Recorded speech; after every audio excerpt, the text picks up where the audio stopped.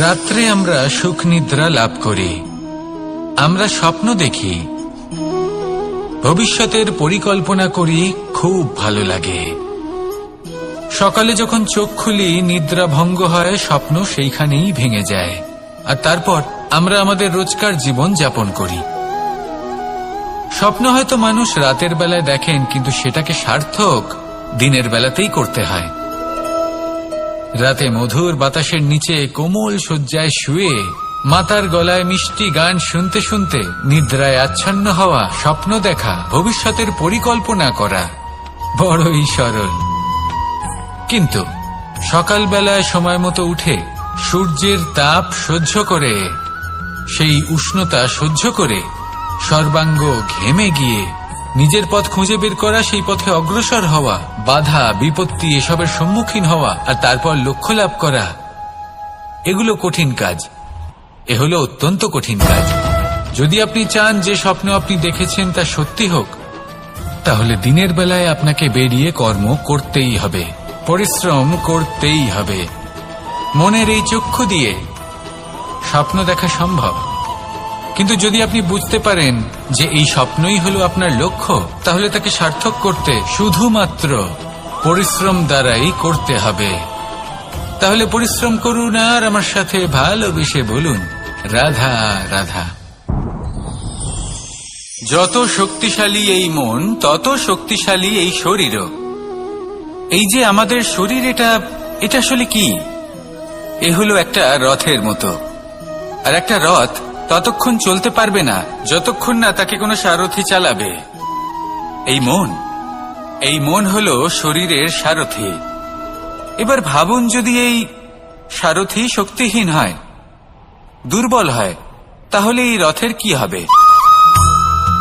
এটা উচিত পথে চলতে পারবে না, উচিত গতিতে চলতে পারবে না, মন মতো স্থানে এটা পৌঁছতেও পারবে না। সেই জন্য মনের শক্তি অত্যন্ত প্রয়োজনীয়। এবার মনের শক্তি আমরা কোথা থেকে লাভ করি? দৃঢ়তার শক্তি থেকে। এবার এই শক্তি আমরা কিভাবে বাড়াতে পারি? আমরা প্রতিদিন কিছু নতুন স্থির করি, কিছু ছোট কিছু বড়, আর যেই আমরা নতুন কিছু পূর্ণ করি, আমাদের মনের শক্তি বেড়ে যায়। আর যদি পূর্ণ না করতে পারি, মনের শক্তি কমে যায়। একটা দেওয়ালের মতো ছোট ছোট ছোট ছোট শিলা আমরা একটার পর একটা স্থাপন করে একটা দেওয়াল তৈরি করি। এতগুলো পাথর যখন একত্রিত হয়ে যায়, তখন এমন এক দেওয়াল তৈরি হয় যাকে ভাঙা প্রায় অসম্ভব হয়ে দাঁড়ায়। সেরকমই হয় মন এবং দৃঢ়তা। ছোট ছোট কাজ করে নিজের লক্ষ্য পূর্ণ করুন। এই লক্ষ্য যদি পূর্ণ হয়, তবে মনের শক্তি বাড়বে। কিছুটা এইভাবে যে যত বড়ই বিপদ আসুক না কেন, সেই বিপদ নিজে হার মেনে নেবে, কিন্তু আপনার মন ততটাই শক্তিশালী থাকবে।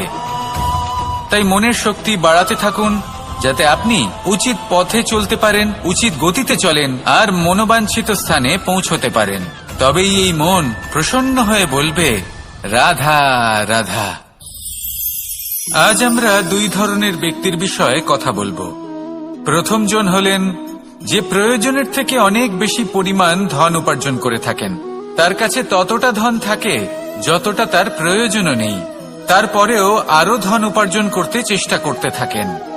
সকল সম্ভব চেষ্টা করেন, সকল সম্ভব কর্ম করেন, তা সে উচিত কর্ম হোক বা অনুচিত, তাতে তাদের কিছুই যায় আসে না। তারা শুধুই এই সংসারের সকল সুখ ভোগ করতে চান, সকল স্বাচ্ছন্দ্য লাভ করতে চান। আজীবন তারা প্রচেষ্টাই করতে থাকেন। এবার এই করতে গিয়ে তারা ভারাক্রান্ত হয়ে সমস্যার সম্মুখীন হন। এনাদের সমগ্র জীবন এই চেষ্টাতেই চলে যায়, জীবন যাপন করার বদলে। অন্যদিকে আরেকজন ব্যক্তি, যিনি জানেন তার প্রয়োজন কতটুকু, আর শুধুমাত্র সেই পরিমাণ ধন অর্জন করেন, তার থেকে বেশি একটুও নয়। উনি যদি দুবেলা খেতে পান, মাথা গোজার ঠাঁই পেয়ে যান, সেটাই পর্যাপ্ত। তাতেই তিনি আনন্দে জীবন যাপন করেন, না কোনো বৃথা চিন্তা করেন, না কোনো বৃথা কষ্ট করেন। এবার আমি আপনাদের জিজ্ঞেস করব, এই দুই ব্যক্তির মধ্যে আপনি কোন ব্যক্তি হতে চাইবেন? বেশিরভাগ মানুষ এটাই বলবেন যে আমরা সেই দ্বিতীয় মানুষ হতে চাই যারা সন্তুষ্ট। কিন্তু যদি মন দিয়ে দেখেন, আপনিও সেই কর্মই করছেন যা প্রথম ব্যক্তি করেন। আপনারা সবসময় চেষ্টা করে চলেছেন, এটাও লাভ করতে হবে, ওটাও লাভ করতে হবে, আমার এটারও প্রয়োজন, ওটারও প্রয়োজন। আপনি অনেক কিছু লাভ করেছেন, কিন্তু প্রশ্ন এটাই যে আপনার কি সেই সবকিছুর প্রয়োজন রয়েছে? এর উত্তর আপনার অন্তর্মনে রয়েছে। আপনার মন জানে যে আপনার প্রয়োজন কতটুকু। সেখানে গিয়ে দেখুন। সন্তুষ্টি মানুষকে আনন্দ দেয়। মানুষ যতটা সন্তুষ্ট হবে ততটাই সে আনন্দ লাভ করবে। এবার আপনাকে এই সিদ্ধান্ত নিতে হবে যে আপনি কখন আর কোথায় সন্তুষ্টি লাভ করবেন, কত কিছু লাভ করার পরে সন্তুষ্ট হবেন। এই উত্তর আপনি মন থেকে পাবেন। এই সমাজের চাহিদায় জড়িয়ে নিজেকে বিভ্রান্ত করবেন না। নিজের অন্তরের এই মিথ্যে অহংবোধকে প্রশ্রয় দিতে গিয়ে যদি আপনি এরকম প্রয়াস করতে থাকেন, তাহলে জীবনযাপন কখন করবেন?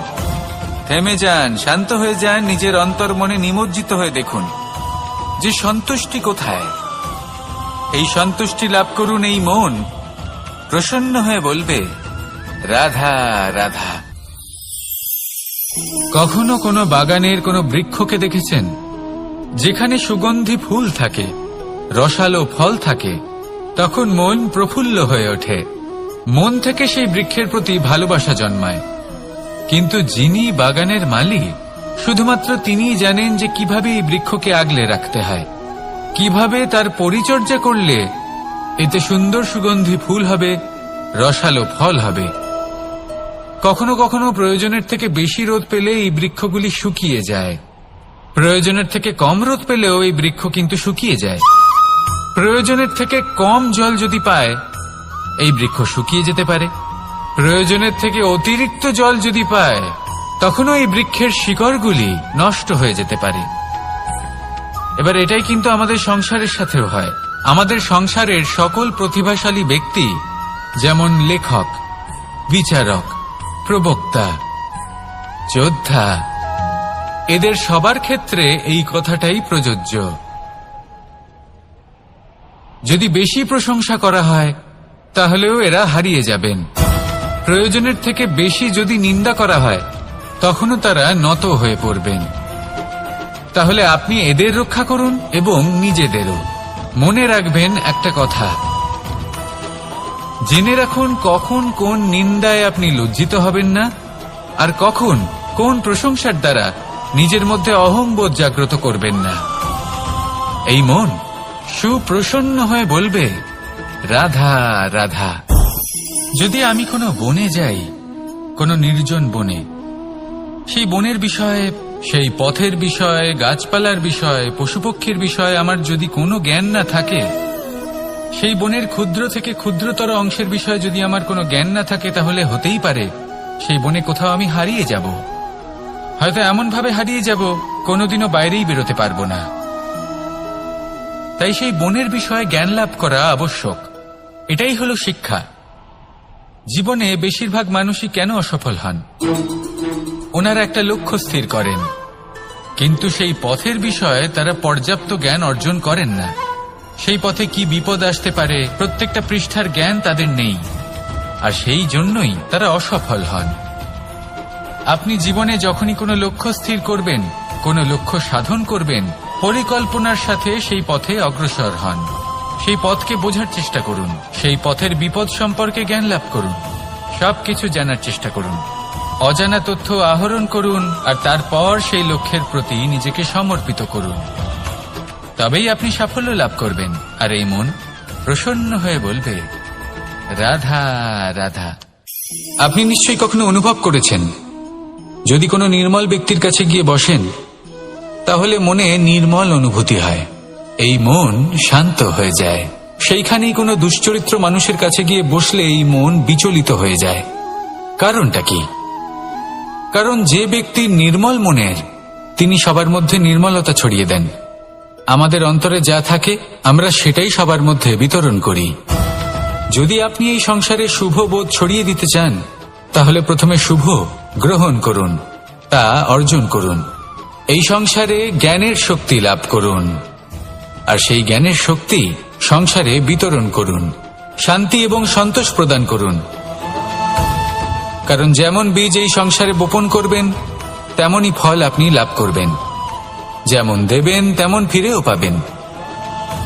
এই সংসারে জ্ঞান প্রদান করুন, শান্তি প্রদান করুন, সন্তুষ্টি প্রদান করুন। এই সংসারে ভালোবাসা বিতরণ করুন, আর এই প্রেম ভাব নিয়েই বলুন রাধা রাধা। এই সংসারে সবথেকে বেশি মূল্যবান কি হতে পারে? সময়। সমগ্র পৃথিবীর সমগ্র সম্পত্তি ব্যবহার করেও সময়ের একটা মুহূর্ত লাভ করা যায় না, এতটাই বেশি মূল্যবান। আর এই সময়কেই আপনি হেলায় নষ্ট করতে থাকেন, এর সদ্ব্যবহার করেন না, নিজের স্বপ্ন পূরণ করেন না। আর যখন এই সময় পার হয়ে যায় তখন মনে হয় আর তো সময় অবশিষ্ট নেই। এটা হলো অনুচিত। তাই এই সময়ের সদ্ব্যবহার করুন, শ্রেষ্ঠ কর্ম করুন, সেই সকল কর্ম করুন যা আপনি করতে চান, সেই সকল স্বপ্ন পূরণ করুন। এই সময় ব্যর্থ হতে দেবেন না। এই সময় কারোর জন্য থেমে থাকে না। আর একবার এই সময় পার হয়ে গেলে আর আপনি তার সদ্ব্যবহার না করলে এই সময়ই এসে আপনার বিনাশ ঘটাবে। এই সময়কে সম্মান করুন আর আমার সাথে ভালোবেসে বলুন রাধা রাধা।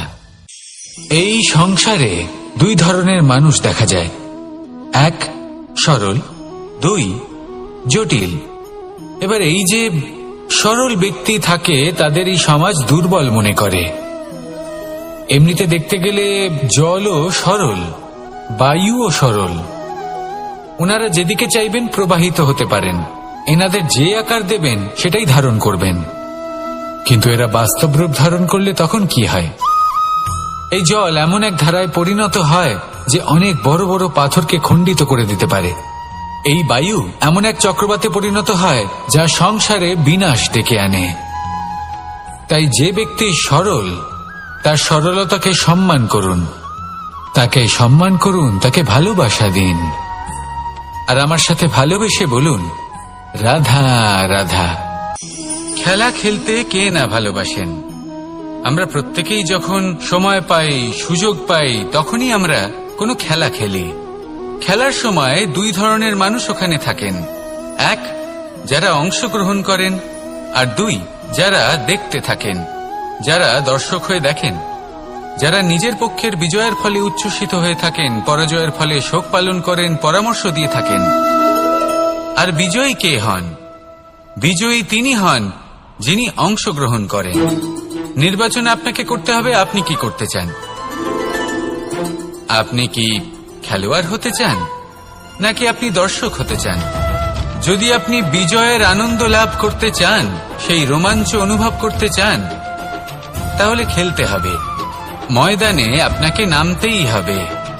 পরাজয়ের সম্ভাবনার ভয়ের সাথে আপনাকে লড়াই করতেই হবে, বিপক্ষের আহ্বানকে স্বীকার করতেই হবে, খেলোয়াড় হয়ে উঠতে হবে। তবেই এই বিজয়ের সম্ভাবনা থাকবে। আসলে কি, দর্শক হয়ে পরামর্শ দেওয়া অত্যন্ত সহজ, ময়দানে নেমে অংশগ্রহণ করা অত্যন্ত কঠিন। আর এখানে যেটা সহজ তা আপনাকে বিজয়ের পথে কখনোই নিয়ে যাবে না। আসুন আমার সাথে ভালোবেসে বলুন রাধা রাধা। এই সংসারে মানুষ জন্মগ্রহণ করেন, বড় হতে থাকেন, পুরুষার্থ লাভ করেন, অর্জন করেন। অর্জন করা আসলে কি? বেশিরভাগ মানুষ বলেন অর্জন করা অর্থাৎ ধন সম্পত্তি অর্জন করা। আর কি অর্জন করা যায়? আর কি লাভ করা যায়? আসল প্রশ্ন হলো এটাই যে কি এমন আছে যা বাস্তব রূপে অর্জন করার যোগ্য। তা হলো ব্যবহার, জ্ঞান এবং সন্তোষ। কেন? কারণ আপনি যখন এই সংসার ছেড়ে চলে যাবেন তখন আপনার ধন সম্পত্তি আপনাকে বিদায় জানাতে আসবে না। আপনাকে বিদায় জানাতে আসবে আপনার আপনজন, যাদের সাথে আপনার সুসম্পর্ক ছিল। সমগ্র সংসারে সহস্র মানুষ ধন অর্জন করে থাকেন। শ্রেষ্ঠ মানুষ হলেন তিনি যিনি ব্যবহার, জ্ঞান এবং সন্তোষ অর্জন করে থাকেন, একে সকলের মধ্যে বিতরণ করেন। তাই এটাই করুন আর আমার সাথে ভালোবেসে বলুন রাধা রাধা। এই সংসারের আরম্ভ থেকে এখনো পর্যন্ত এবং ভবিষ্যতেও একটা যুদ্ধ আছে যা হয়ে চলেছে, চলতেই থাকবে। পাপ এবং পুণ্যের মধ্যে যুদ্ধ, সত্য এবং অসত্যের মধ্যে যুদ্ধ। এই যুদ্ধ চলেই আসছে, আর এই যুদ্ধে যারা লড়েন তাদের আমরা সবসময় জয় জয়কার করি। আর যারা এই জয় জয়কার করেন তাদের প্রত্যেকের একটা বিশেষ গুরুত্ব থাকে। যখনই কোনো যোদ্ধা যুদ্ধক্ষেত্রে ক্লান্ত হয়ে পড়ে, শক্তিহীন হয়ে পড়ে, তখন এরা জয় জয়কার করে, শঙ্খ বাজাতে থাকে। সেই যোদ্ধাকে অনুপ্রেরিত করে, শক্তি এবং সাহসে ভরিয়ে তোলে, আর তখন সেই যোদ্ধা সেই যুদ্ধকে এগিয়ে নিয়ে যেতে পারে। যখন শ্রীরাম লঙ্কা যাত্রা করার জন্য সেতু তৈরি করছিলেন, তখন একটা ছোট্ট মিষ্টি কাঠবিড়ালি নিজের মুখে মাটির টুকরো বয়ে নিয়ে গিয়ে তার সাধ্যমতো তাকে সাহায্য করছিল। শ্রীরাম দেখলেন এবং বললেন যে ও তো সবার মনোবল বৃদ্ধি করছে, সবাইকে প্রেরিত করছে। ও বলল যে আমি এত ছোট হয়েও যদি এই কাজ করতে পারি, তাহলে আপনারা সবাই কেন পারবেন না? এটাই হলো সেই সকলের মাহাত্ম্য, যারা জয় জয়কার করেন, অনুপ্রেরিত করেন, সাহস যোগান। ওনারা সেই ব্যক্তি যারা একজন যোদ্ধার মধ্যে যুদ্ধকে জয় করার শক্তি প্রদান করেন। আসুন আমার সাথে ভালোবেসে বলুন, রাধা রাধা। সংসারে আমাদের জীবনে যখন কোনো সুখ বা দুঃখ আসে, তার জন্য আমরা কাউকে না কাউকে অবশ্যই দায়ী করে থাকি, তাই না? এই ব্যক্তি আমাদের সাথে এরকম কাজ করেছেন, তাই আমার সাথে এমন হলো। ওই ব্যক্তি যদি এমনটা না করতেন, তাহলে আজ আমি ওই স্থানে পৌঁছতে পারতাম। সবই আপনার দৃষ্টিভঙ্গির ওপর নির্ভরশীল, আর যদি আপনার দৃষ্টিভঙ্গি এমন হয়, তাহলে তা অনুচিত। সত্যি কথা বলতে, এই সংসারে ভিন্ন ভিন্ন ধরনের মানুষ আছে। এটা আপনার ওপর নির্ভর করছে কিভাবে তাদের স্বাগত জানাবেন। একবার ভাবুন, আমি আমার দুটো হাত সামনে নিয়ে এলাম, দুটো মুঠো খুলে দিলাম। দুই প্রকারের মানুষ আসবেন, কিছু না কিছু দিয়ে যাবেন। এই মুঠো যদি আমি বন্ধ করে দিই, তাহলে না কেউ আমাকে কিছু দিতে পারবে, না আমার কিছু যাবে আসবে। নিশ্চয়ই বুঝতে পারছেন এই দুই ধরনের ব্যক্তি কারা এবং তারা কি দিয়ে যান। আমি যদি নিজের মুঠো খুলে দিই, তাহলে কিছু ভালো মানুষ আসবেন, আমাকে আনন্দ, সন্তুষ্টি, জ্ঞান প্রদান করে যাবেন, ভালো অভিজ্ঞতা দিয়ে যাবেন। কোনো খারাপ ব্যক্তি যদি আসেন, তাহলে তিনিও খারাপ অভিজ্ঞতা দেবেন, যার থেকে আমি শিক্ষা লাভ করব। এই সব কিছু আমি লাভ করতে পারি। মুঠো যদি বন্ধ করে রাখি, তাহলে আমি কিছুই পাবো না। দেখুন, এই সংসারে প্রত্যেকের জীবনে এইরকম। প্রত্যেকের জীবনে সবকিছুই আছে, ভালো খারাপ দুই মানুষই আছে, ভালো অভিজ্ঞতা আছে, খারাপ অভিজ্ঞতা আছে। নির্ভর করছে আপনার উপর যে আপনি কি করবেন, এনাদের স্বাগত কিভাবে জানাবেন, কার থেকে কি বুঝবেন, কি শিখতে পারবেন, আর কোন দৃষ্টিভঙ্গি নিয়ে অগ্রসর হবেন। এটাই নির্ধারণ করবে যে আপনার জীবন কেমন হবে। আসুন আমার সাথে ভালোবেসে বলুন, রাধা রাধা।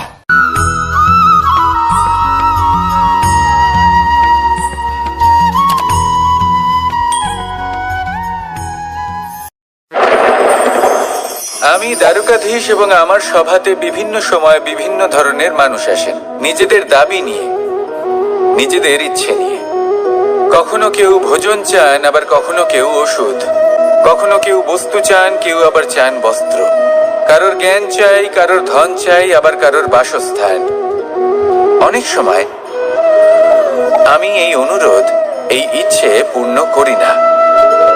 এবার আপনি এটা ভাবতেই পারেন যে কৃষ্ণ তো তাহলে লোভী, ওর কাছে তো সবকিছুই রয়েছে, তারপরেও সে নিজের প্রজার ইচ্ছে পূর্ণ করে না, তাদের সমস্যাগুলি বুঝতে পারে না, তাদের সুখ স্বাচ্ছন্দ্য প্রদান করে না। আসল সত্য হলো এটাই যে কোনো সবল ব্যক্তি, যে কোনো গৃহস্থ ব্যক্তি যে কাজ করতে সক্ষম, তার পরিশ্রম দ্বারাই নিজের প্রয়োজনগুলি এবং ইচ্ছেগুলি পূরণ করা উচিত। এটা অত্যন্ত প্রয়োজনীয়, আর এগুলো তিনি করতে পারেন শিল্প, ব্যবসা, আচরণ অথবা জ্ঞানের ভিত্তিতে। এই পথে চলতে হবে, পরিশ্রম করতে হবে, তবেই সে কিছু অর্জন করতে পারবে। এবার এমন কোনো ব্যক্তি যার এই সব কিছুতে কোনো রুচি নেই, যে কিছুই করতে চায় না, সে কিছুই অর্জন করতে পারবে না। এবার এরকম কোনো ব্যক্তিকে যদি আমি কোনো বস্তু প্রদান করি, তাহলে কি হবে? সে পরাধীন হয়ে যাবে, আর সেটা উচিত হবে না। তাহলে কি করা উচিত? তাকে পথ দেখানো। তাকে বোঝাতে হবে যে কোন পথে চলে তুমি নিজের লক্ষ্য প্রাপ্ত করতে পারবে। শিল্প, জ্ঞান, আচরণ এবং ব্যবসা এই পথে কিভাবে চলে সেটা শেখাতে হবে। আর আমি সেটাই করি। তার ফলে কি হয়? ব্যক্তি স্বাধীন হয়ে যায়। সংসারে সে যা চাইবে তাই প্রাপ্ত করতে পারবে। কখনো কারোর থেকে কিছু চাইবার প্রয়োজন পড়বেই না। এই কথাটা সবসময় মনে রাখবেন। যখনই দান করবেন তা ভাবনা চিন্তা করে এমন ভাবে দান করবেন যাতে সামনের ব্যক্তি স্বাধীন হতে পারে, পরাধীন নয়। আসুন আমার সাথে ভালোবেসে বলুন, রাধা রাধা করতে শিখুন। পাণ্ডবরা বন থেকে এসেছিলেন। ওনাদের কাছে না কোনো ধন ছিল, না কোনো সম্পদ, না বিদ্যা। নিজের পরিশ্রমের দ্বারা ওনারা বিদ্যা অর্জন করেছিলেন, আর তার দ্বারাই সম্পদ অর্জন করলেন আর ধনও অর্জন করলেন। এই পাণ্ডব ছিলেন অত্যন্ত কুশল এবং শক্তিশালী। যুধিষ্ঠির নিজের পরিশ্রম দ্বারা এমন জ্ঞান অর্জন করেছিলেন যে এই সংসার ওনাকে ধর্মরাজ যুধিষ্ঠির অভিহিত করেছিল। দেখতে গেলে পাণ্ডবদের কাছে সবকিছুই ছিল, কিন্তু যখন বিষয় এলো আরো ধন লাভ করার, তখন যুধিষ্ঠির, যিনি পাণ্ডবদের মধ্যে জ্যেষ্ঠ, তিনি সকল পাণ্ডবদের সাথে দ্যুতক্রীড়ায় অংশগ্রহণ করে ফেললেন। এর ফলে না শুধু ধনলক্ষ্মী, ধর্মলক্ষ্মী, বিবেক লক্ষ্মীকেও হারালেন, আর শুধু তাই নয়, নিজের গৃহলক্ষ্মী দ্রৌপদীকেও হারিয়ে ফেললেন। এর কারণ কি? ভুলে গেলেন খুব সহজ একটা কথা। এই সংসারে সম্মান এবং সাফল্য দুটোই পরিশ্রমের দ্বারা লাভ করতে হয়, কিন্তু দ্যুতক্রীড়ার এই খেলা আমাদের ভাগ্যের উপর নির্ভরশীল। এই সংসারে দুটি পথ রয়েছে। একটা পথ যেখানে কর্ম এবং পরিশ্রমের দ্বারা আপনি নিজের পথ নিজেই রচনা করতে পারবেন, আর দ্বিতীয় পথ হলো যেখানে এই ভাগ্য এক মুহূর্তে আপনাকে শিখরেও পৌঁছে দিতে পারে, আবার ধূলিসাৎ করে দিতে পারে। আপনি কোন পথ বাছবেন সেই চয়ন আপনারই। আসুন আর আমার সাথে ভালোবেসে বলুন, রাধা রাধা। কোনো এক সময়ের ঘটনা এটা। মা এবং বাবা হাটে গিয়েছিলেন। তখন আমি আর দাদা গিয়েছিলাম গরু চড়াতে। আমরা বাড়ি ফিরে এলাম, আর মা সেই সময় একটা কাজ করতেন। যখনই হাটে যেতেন দরজা তালা বন্ধ করে যেতেন। উনি খুব ভালো করে জানতেন যে যদি ওনার এই মাখন চোর সঠিক সময় পৌঁছে যায় তাহলে এক ফোঁটাও মাখন আর অবশিষ্ট থাকবে না। এবার ঘটনা কিছুটা এরকম হলো যে মা আর বাবা মাঝে মাঝে হাটে যেতেন, তাই মাঝে মাঝেই দরজা তালা বন্ধ করতে হতো। যখন মা আর বাবা ফিরে এলেন তখন বাবা ভুলে গিয়েছিলেন যে এই চাবির গোছা থেকে ঠিক কোন চাবিটা দরজার তালা খোলার জন্য উপযোগী। উনি চেষ্টা করতে শুরু করে দিলেন। একটার পর একটা চাবি দিয়ে উনি চেষ্টা করতে থাকলেন, কিন্তু সেই দরজার তালা তো খুলতেই চাইছিল না। ওনার মাথা থেকে ঘাম পড়তে শুরু করলো। তখন মা বললেন যে তালা ভেঙে দেওয়া যাক। মা চলে গেলেন, আর বাবা বললেন না না দাঁড়াও, আর কিছু চাবি বাকি আছে, এটা হয়তো খুলতে পারবো। মা হাতুড়ি নিয়ে চলে এলেন সেই তালা ভাঙার জন্য, আর তখনই বাবা শেষ চাবিটা প্রয়োগ করলেন আর দরজার তালা খুলে গেল। যদি উনি চেষ্টা না করতেন তাহলে এই তালাটাও ভেঙে যেত আর চাবিটাও নষ্ট হয়ে যেত, ঠিক কিনা? এবার এই ঘটনাটা আমি দেখেছিলাম, আর আমার মনে হলো যে কখনো কখনো এই চাবির গোছার মধ্যে থেকে শেষ চাবিটাও কিন্তু জীবনের দরজা খুলে দিতে পারে। সেজন্য আপনি যদি জীবনে সাফল্য লাভ করতে চেষ্টা করেন, নিজের লক্ষ্যে পৌঁছতে চান, তাহলে হার মানবেন না। হয়তো দেখবেন আপনার পরবর্তী প্রচেষ্টা বা এই অন্তিম প্রচেষ্টা আপনাকে সাফল্যের পথে নিয়ে গেল। তাই নিরন্তর প্রচেষ্টা করতে থাকুন, জীবনে সাফল্য লাভ করুন। যজ্ঞের আগুনকে শুভ বলে মনে করা হয়, আর সেখানেই চিতার আগুনকে অশুভ মনে করা হয়। এমনটা কেন হয়?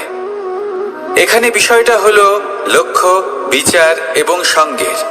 যখন আমরা যজ্ঞ করি তখন আমাদের লক্ষ্য কি হয়? পরিবেশকে আরো পবিত্র করে তোলা, ইতিবাচক করে তোলা। আমাদের লক্ষ্য শুভ হয়। তারপরে আসে বিচার। এই পরিস্থিতিতে সেই বিচার হলো অগ্নি। স্ফুলিঙ্গ থেকে তীব্র আকার ধারণ করে সমস্ত কাঠকে পুড়িয়ে দেয় এবং সুগন্ধ ছড়িয়ে দেয়।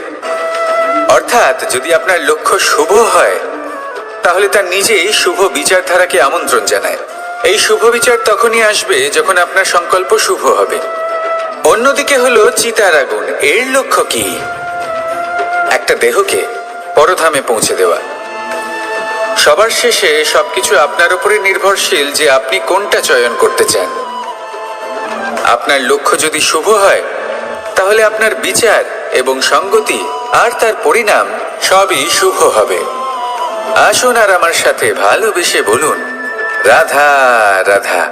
এই সংসারের প্রত্যেক বস্তুর, প্রত্যেক পরিস্থিতির, প্রত্যেক আবেগের দুটি দিক আছে। এর মধ্যে পার্থক্য করা সম্ভব শুধুমাত্র দৃষ্টিভঙ্গির দ্বারা। যদি কোনো ব্যক্তি পর্বত শিখরে দাঁড়িয়ে থাকেন তাহলে উনি এটাই দেখতে পাবেন যে এই জলের ধারা সমুদ্রের দিকে বয়ে চলেছে। আরেক ব্যক্তি যিনি সমুদ্রের কাছে দাঁড়িয়ে আছেন তার এটাই মনে হবে যে এই জলের ধারা সমুদ্রের দিকে আসছে।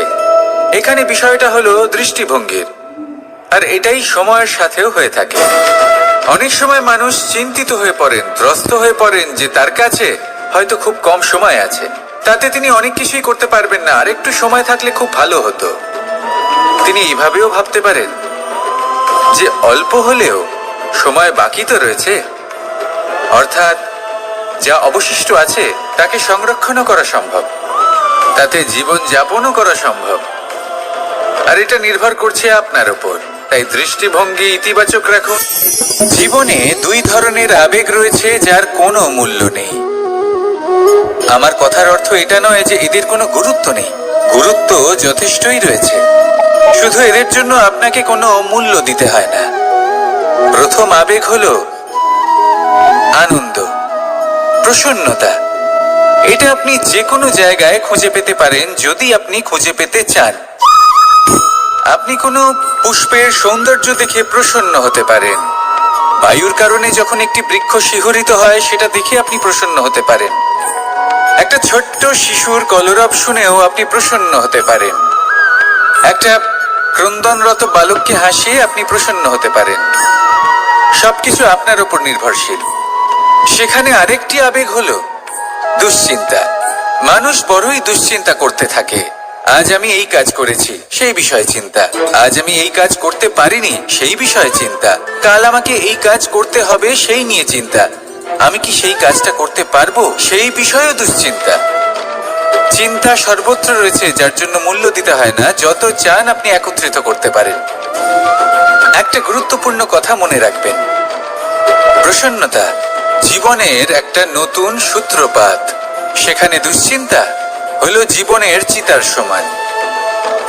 এবার এই দুটি আবেগ হলো মূল্যহীন, দুটোই আপনার সামনে আছে। কোনটা চয়ন করবেন আপনি, দুশ্চিন্তা নাকি প্রসন্নতা? সিদ্ধান্ত আপনারই। আসুন আর আমার সাথে ভালোবেসে বলুন, রাধা রাধা। ধন, সম্পত্তি, এগুলো আসলে কি? এগুলো শুধু সেই মূল্য যার দ্বারা আমরা কোনো কিছু অর্জন করতে পারি।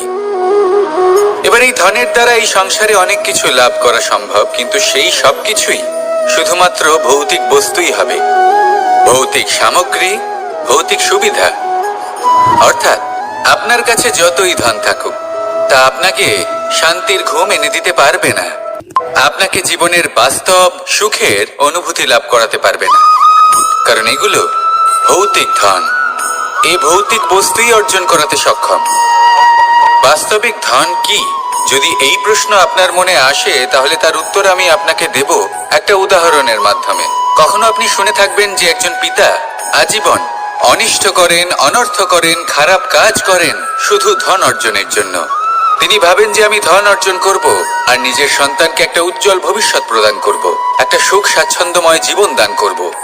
এবার সন্তান যখন জন্ম লাভ করে তখন সে ভাগ্যের জোরে সেই ধন ভোগ করে। যেরকম সে পায় সেরকমই তার ব্যবহার সে করে। কখনো আপনি এটাও দেখে থাকবেন যে সেই সন্তান সমস্ত ধন নষ্ট করে ফেলে, আর সেই পিতা যিনি সমস্ত ধন সঞ্চয় করেছেন, যিনি সেই ধনের প্রভু, আজ সেই ধনের প্রহরী হয়ে রয়েছেন। এবার এরকম কেন হয়? এরকম তখনই হয় যখন সেই পিতা বুঝতেই পারেন না যে তার জীবনের আসল ধন কি। সেই আসল ধন তার সন্তানকে সে দিতেই পারে না। যদি পিতা তার সন্তানকে কর্মের জ্ঞান দিতে পারেন, উচিত কোনটা অনুচিত কোনটা সেই শিক্ষা দিতে পারেন, সংস্কারের প্রকৃত শিক্ষা দিতে পারেন, তবে সেটা ধনের থেকে অনেক বেশি গুরুত্বপূর্ণ। এটাই হলো জীবনের বাস্তব ধন। আপনি সেই কথা তো অবশ্যই শুনে থাকবেন, কুসন্তান হলে ধন সঞ্চয় করে কি হবে, সুসন্তান হলে ধন সঞ্চয় করে কি হবে। সন্তান যদি কুপুত্র হয় তাহলে সব নষ্ট করে ফেলবে, আর সন্তান যদি সুপুত্র হয় তাহলে ধন থাকুক না থাকুক সে নিজেই কর্মের পথে অগ্রসর হয়ে ধন অর্জন করবে আর নিজের জন্য এক উজ্জ্বল ভবিষ্যৎ গড়ে তুলবে। তাই সন্তানকে সম্পদ দেওয়ার আগে কর্মের জ্ঞান দান করুন, সুশিক্ষা দিন, কারণ এটাই হলো জীবনের প্রকৃত ধন। আসুন আর আমার সাথে ভালোবেসে বলুন, রাধা রাধা। একবার একটা শেয়াল বনে বিচরণ করছিল। ও একটা ছোট্ট শাবক দেখতে পেল। ও ভাবলো, আজ একেই আমি খাবার হিসেবে গ্রহণ করব। আশেপাশে দেখলো কেউ দেখছে না তো, কেউ ছিল না, আর সেই শাবকের উপর আক্রমণ করলো, যা হলো একটা ঘোর অপরাধ। বনের নিয়ম অনুসারে আপনি কখনোই শাবকের উপর আক্রমণ করতে পারেন না। তারপর এই খবরটা যখন রাজা সিংহ জানতে পারলেন, সভার আয়োজন করলেন। কিন্তু সেখানে শেয়াল বলল, আমি তো এরকম কিছু করিনি, কিন্তু যদি আপনি এরকম বলেন কোনো প্রমাণ দিন, এর কোনো সাক্ষী আছে? তখন রাজা সিংহ পেঁচাকে ডেকে পাঠালেন, যে সেই মুহূর্তে বৃক্ষের শাখার উপর বসেছিল, সে সব কিছু দেখেছিল। পেঁচা সব সত্যি কথা বলল, আর শেয়ালকে মৃত্যুদণ্ড দেয়া হলো। এবার এই কাহিনী আমি আপনাকে কেন শোনালাম? কারণ মানুষও কখনো কখনো এরকম কর্ম করেন যা শিয়াল করেছে। এটা ভাবেন কেউ দেখছে না যখন আমি অনুচিত কর্ম করতেই পারি, কিন্তু না, আপনি যাই করুন না কেন কেউ না কেউ অবশ্যই তা দেখছে। কোনো ব্যক্তি না হলেও কোনো প্রাণী, না হলে কোনো যক্ষ বা দেব বা প্রেত।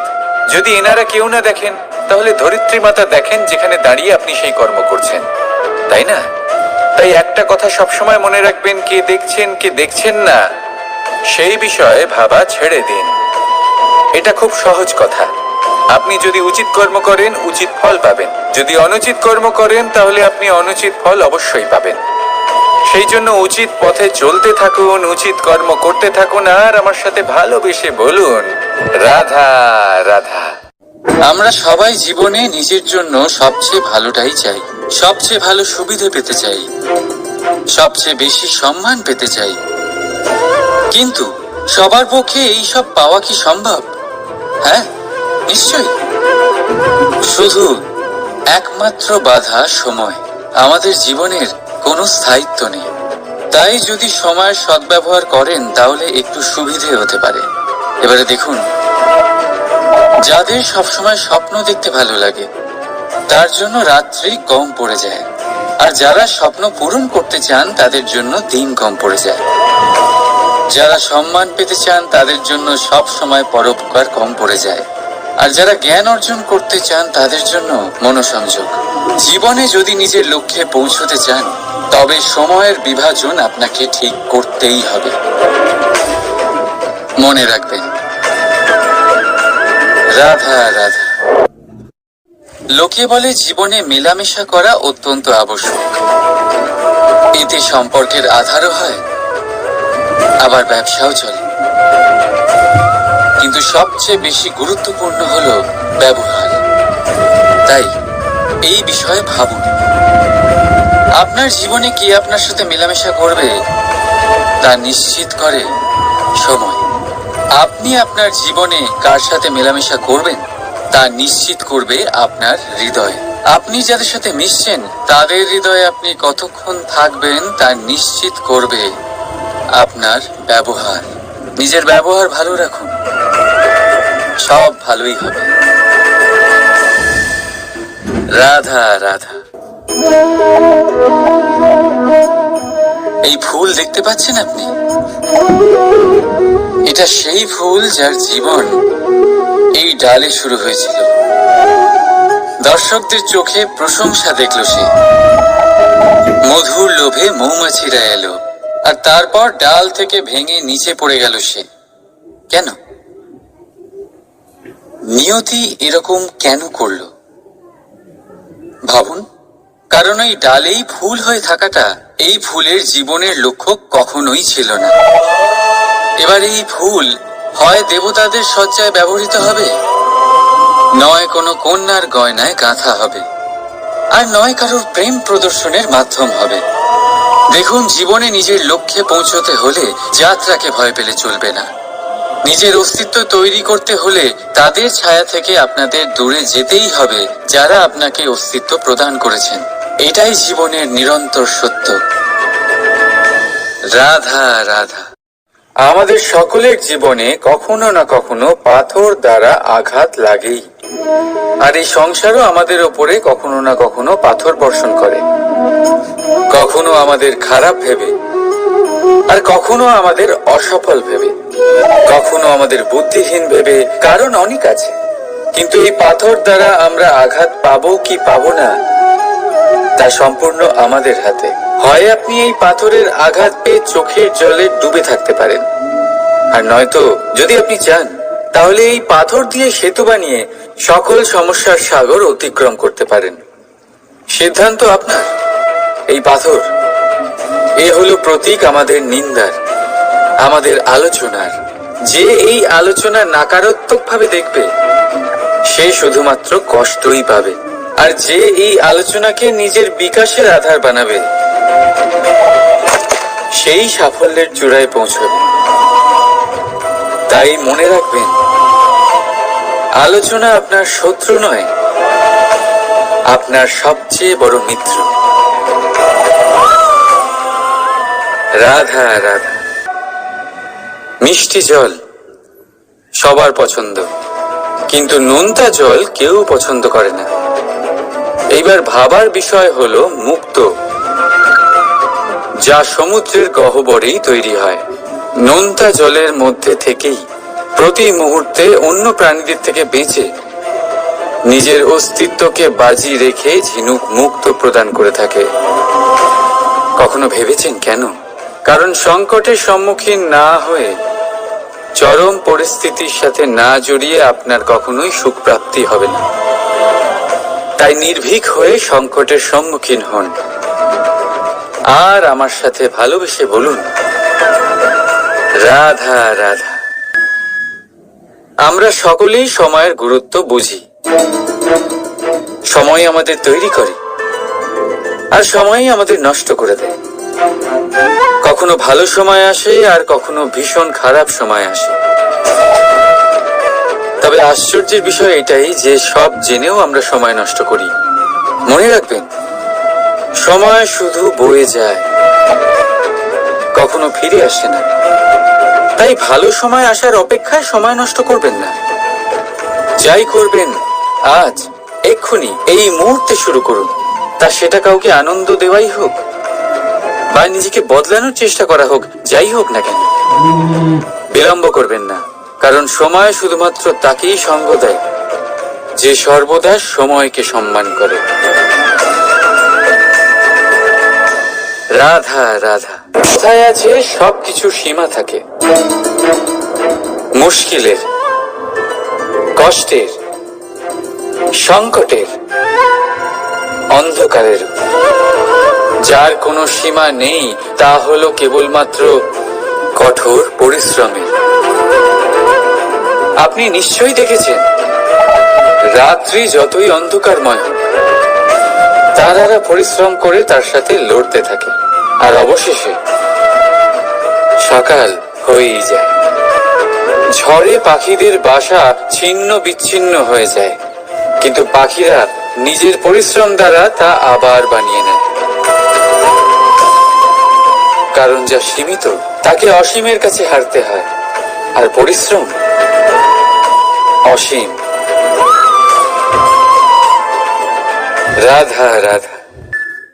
প্রবাহিত নদী কত সুন্দর হয়, বলিষ্ঠ হয়, যেদিক দিয়ে বয়ে যায় সেখানে এক নতুন জীবন প্রদান করে, ধরণীকে উর্বর করে, আকাল দূরে রাখে। আর হয়তো এই জন্যই নদীকে মায়ের মতো পুজো করা হয়। কিন্তু আপনি কি কখনো ভেবে দেখেছেন যে নদীর জন্ম কি করে হয়? এ কি শুরু থেকেই এমন বিশাল আর খরস্রোতা হয়? না, বৃষ্টির ছোট ছোট ফোঁটা একসাথে সম্মিলিত হয়ে এক সূক্ষ্ম ধারা তৈরি করে। আর সেই ধারাগুলি পর্বতের বরফ কেটে তাদেরকে গলিয়ে জলপ্রপাত হয়ে ঝরে পড়ে পাথরের সাথে ধাক্কা খেয়ে তারপরেই সে নদী হয়ে ওঠে। ঠিক সেইভাবেই এত সহজে কেউ মহান হয়ে ওঠে না। ছোট ছোট চেষ্টা মিলে এক বিশাল ব্যক্তিত্ব তৈরি করে। তাই জীবনে সর্বদাই চেষ্টা করতে থাকুন। অস্তিত্ব নিজে থেকেই প্রকাশ পাবে। রাধা রাধা। কখনো কখনো আমরা নিজের মা বাবার ওপর কতটা রেগে যাই, মনে করি ওনাদের মন আমাদের দিকেই নেই। আমরা ভাবি ওনাদের কাছে আমাদের কোনো অস্তিত্বই নেই, আর তাই আমরা রেগে যাই। কিন্তু আপনি কি কখনো এমন অনুভব করেছেন যে আমাদের চোখ দিয়ে আমরা আমাদের নাক কখনো দেখতেই পাই না, কারণ তা চোখের ভীষণই কাছে থাকে, দুই চোখের মাঝখানে। কিন্তু যখন কেউ মুখে আঘাত করে, হাত সর্বপ্রথম নাককেই সুরক্ষিত করার চেষ্টা করে। মাতা পিতাও অনেকটা এরকমই হয়। আপনার ভালোর জন্য, আপনার সুরক্ষার জন্য তারা সবসময় তৈরি। তাই তাদের প্রেমকে কখনো সন্দেহ করবেন না। আবশ্যক নয় তাদের প্রেম আপনি সবসময় স্পষ্টভাবে দেখতে পাবেন, কারণ এই এক এমন প্রেম যা সর্বদাই আপনার সাথে ঢাল হয়ে আপনার রক্ষা করতে থাকবে। রাধা রাধা।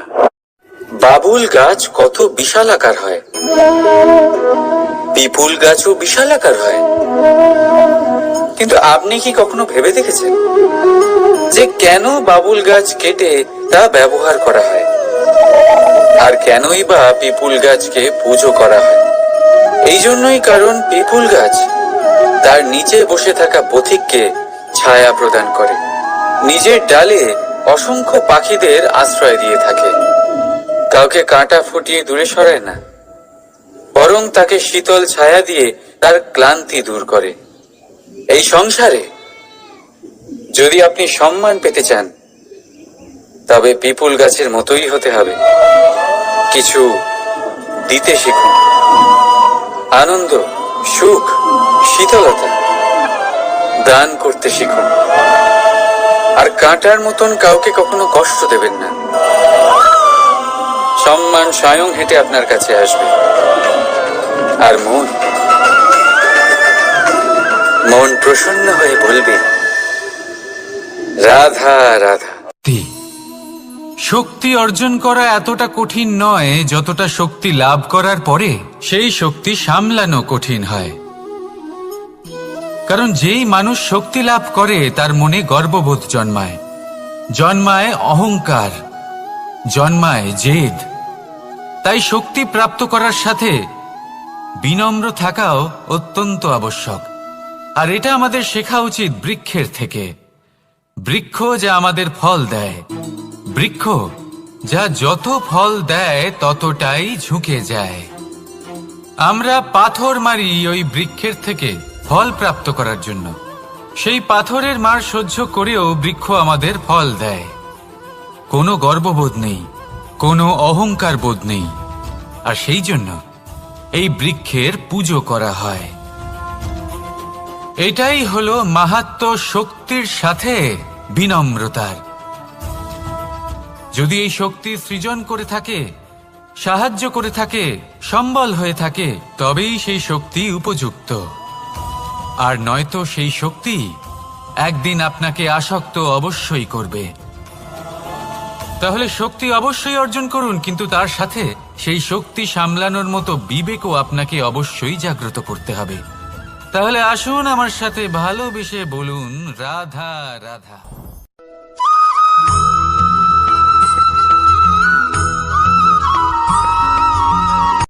কথায় আছে অন্ধকারে প্রদীপ প্রজ্বলিত করলে চতুর্দিক আলোকিত হয়, কিন্তু যদি এই প্রদীপ আমি সূর্যের আলোর সম্মুখে সকালবেলায় প্রজ্বলিত করে রেখে দিই, তাহলে কি হবে? আপনি বলবেন যে এটা করে তো কোনো লাভই হলো না। সূর্যের প্রকাশের সামনে এই প্রদীপ আসলে কিছুই নয়। এবার এই চিন্তা ভাবনা প্রত্যেক দিন করতে হবে, আর একটা অমূল্য শিক্ষা পেতে হবে। মনে করুন যে আপনি মহাপুরুষের সামনে বসে আছেন, কোনো মহাজ্ঞানীর সামনে, তাহলে সেই ব্যক্তির সামনে নিজের জ্ঞানের প্রদীপ প্রজ্বলিত করবেন না, নীরব থাকুন আর সেই ব্যক্তির সূর্যের প্রকাশের মতো জ্ঞান প্রাপ্ত করুন। যতটা পারবেন জ্ঞান লাভ করুন। যদি এমন কোনো সময় এমন কোনো স্থানে আপনি আছেন যেখানে চতুর্দিক অন্ধকার, কারোর কাছেই জ্ঞান নেই, সেখানে নিজের জ্ঞানের প্রদীপ প্রজ্বলিত করুন। এমন করলে দুদিক থেকেই আপনার লাভ হবে। আপনার জ্ঞান প্রাপ্তিও হবে আর জ্ঞানের সঠিক প্রয়োগও করতে পারবেন। আর এই মন প্রসন্ন হয়ে বলবে, রাধা রাধা।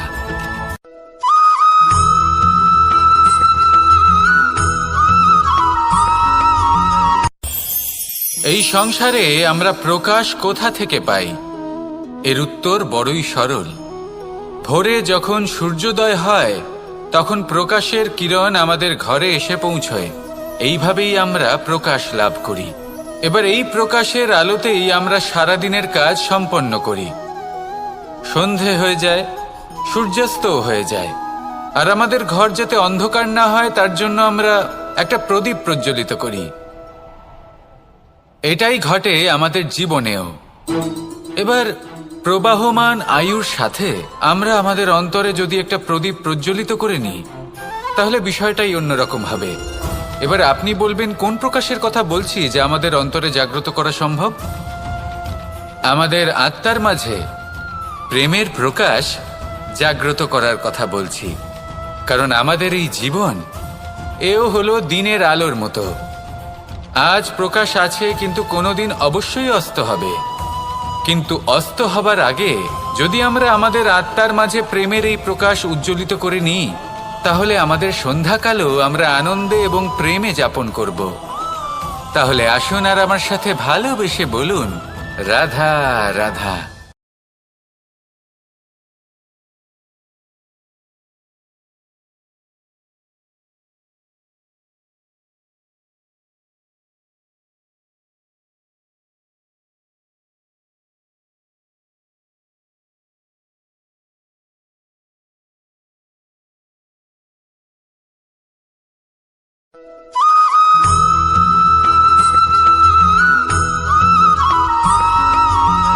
কথায় আছে যে এমন কোনো অক্ষর নেই যার দ্বারা কোনো মন্ত্র হয় না। এমন কোনো বনস্পতি নেই যা নিজেই একটা ঔষধি নয়। পৃথিবীর এমন কোনো ব্যক্তি নেই যার মধ্যে কোনো যোগ্যতা থাকে না। শুধু প্রয়োজন হলো যে ব্যক্তিকে আমরা খুঁজে চলেছি তাকে সঠিকভাবে চিনে নেওয়া। যদি তার যোগ্যতা, তার বিশেষত্ব আমরা বুঝতেই না পারি, তাহলে আর লাভ কি রইল? এই সংসারে এমন অনেক ব্যক্তি রয়েছেন যারা ছোট ছোট অসফলতার কারণে আপনাকে এটা বলে দেবে যে আপনি কোনো কাজের নন, আপনি হলেন মূর্খ, আপনি কিছুই করতে পারবেন না। এইসব কথায় কখনোই বিশ্বাস করবেন না, কারণ আপনি এবং প্রত্যেকটি জীব এই পরমাত্মা এবং এই প্রকৃতির সৃষ্টি, যা অত্যন্ত বিশেষ। যদি আপনাকে উদাহরণ দিই, তাহলে একদিকে আছে তরোয়াল, একটা বড় লম্বা তরোয়াল যার দ্বারা যুদ্ধ করা যায়, জয়লাভ করা যায়। আর অন্যদিকে রয়েছে একটা ছোট্ট সূচ, কিন্তু যে কাজ একটা ছোট্ট সূচ করতে পারে তা একটা তরোয়াল দ্বারা সম্ভব নয়। এর অর্থ হলো এটাই যে প্রত্যেকটা রচনা অত্যন্ত অমূল্য এবং অত্যন্ত বিশেষ হয়। তাহলে বিশ্বাস রাখুন যে আপনি অত্যন্ত বিশেষ একজন, আর প্রেমের সাথে বলুন, রাধা রাধা।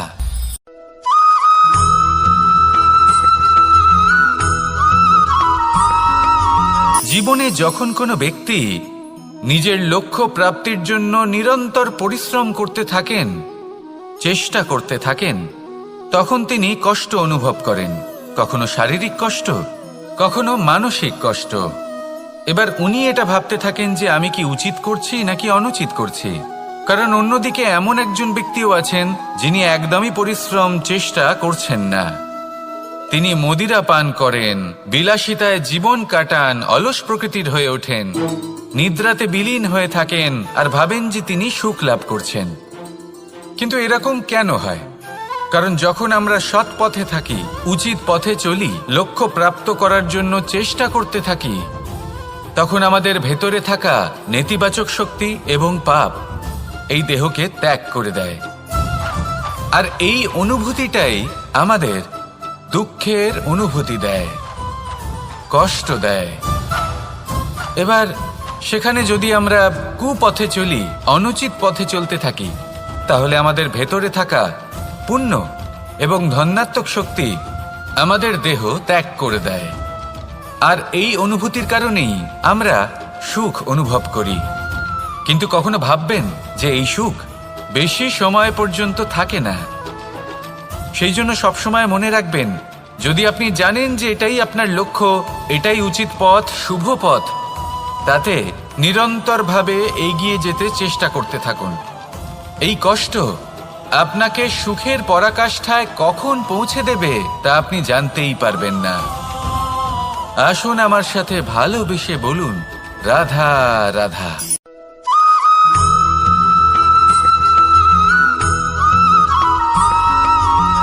এই দড়িটা দেখুন, ছোট ছোট রেশম দ্বারা তৈরি, এটা সরু সুতো দ্বারা তৈরি হয়েছে এটা, আর এ অত্যন্ত কোমলও বটে। আর আপনি চাইলে এটা সোজাও করে দিতে পারেন, আর চাইলে এটা বেঁকিয়েও দিতে পারেন, আর যদি চান তাহলে এটা গোল গোল করে বেঁধে কোথাও রেখেও দিতে পারেন। এবার এই কোমল দড়ি যদি কোনো নিষ্ঠুর কঠিন পাথরে বারংবার জড়িয়ে দেওয়া হয়, তাহলেও তাকেও কাটতে পারে, নিজের ছাপ ছেড়ে যেতে পারে, সেটার আকারও বদলে ফেলতে পারে। এবার এর কারণ কি? এর কারণ হলো অভ্যাস আর নিরন্তর প্রচেষ্টা। যদি আপনিও চেষ্টা করেন আর নিরন্তর কর্ম করে যান, তাহলে আপনার প্রারব্ধ পাথরের মতো কঠিনই হোক না কেন, তাতে ভাঙন ধরিয়েও আপনি নিজের লক্ষ্যে অবশ্যই পৌঁছতে পারবেন। একটা গুরুত্বপূর্ণ কথা মনে রাখবেন, সুকর্মের অভ্যাস আর নিরন্তর প্রয়াস, এই হলো সাফল্যের মন্ত্র। তাহলে জীবনে এই মন্ত্র আনুন আর আমার সাথে ভালোবেসে বলুন, রাধা রাধা।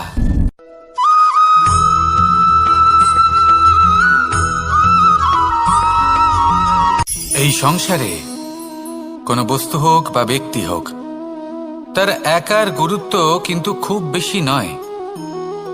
একটা উদাহরণ হিসেবে বৃষ্টির ফোঁটাকে ভেবে দেখুন।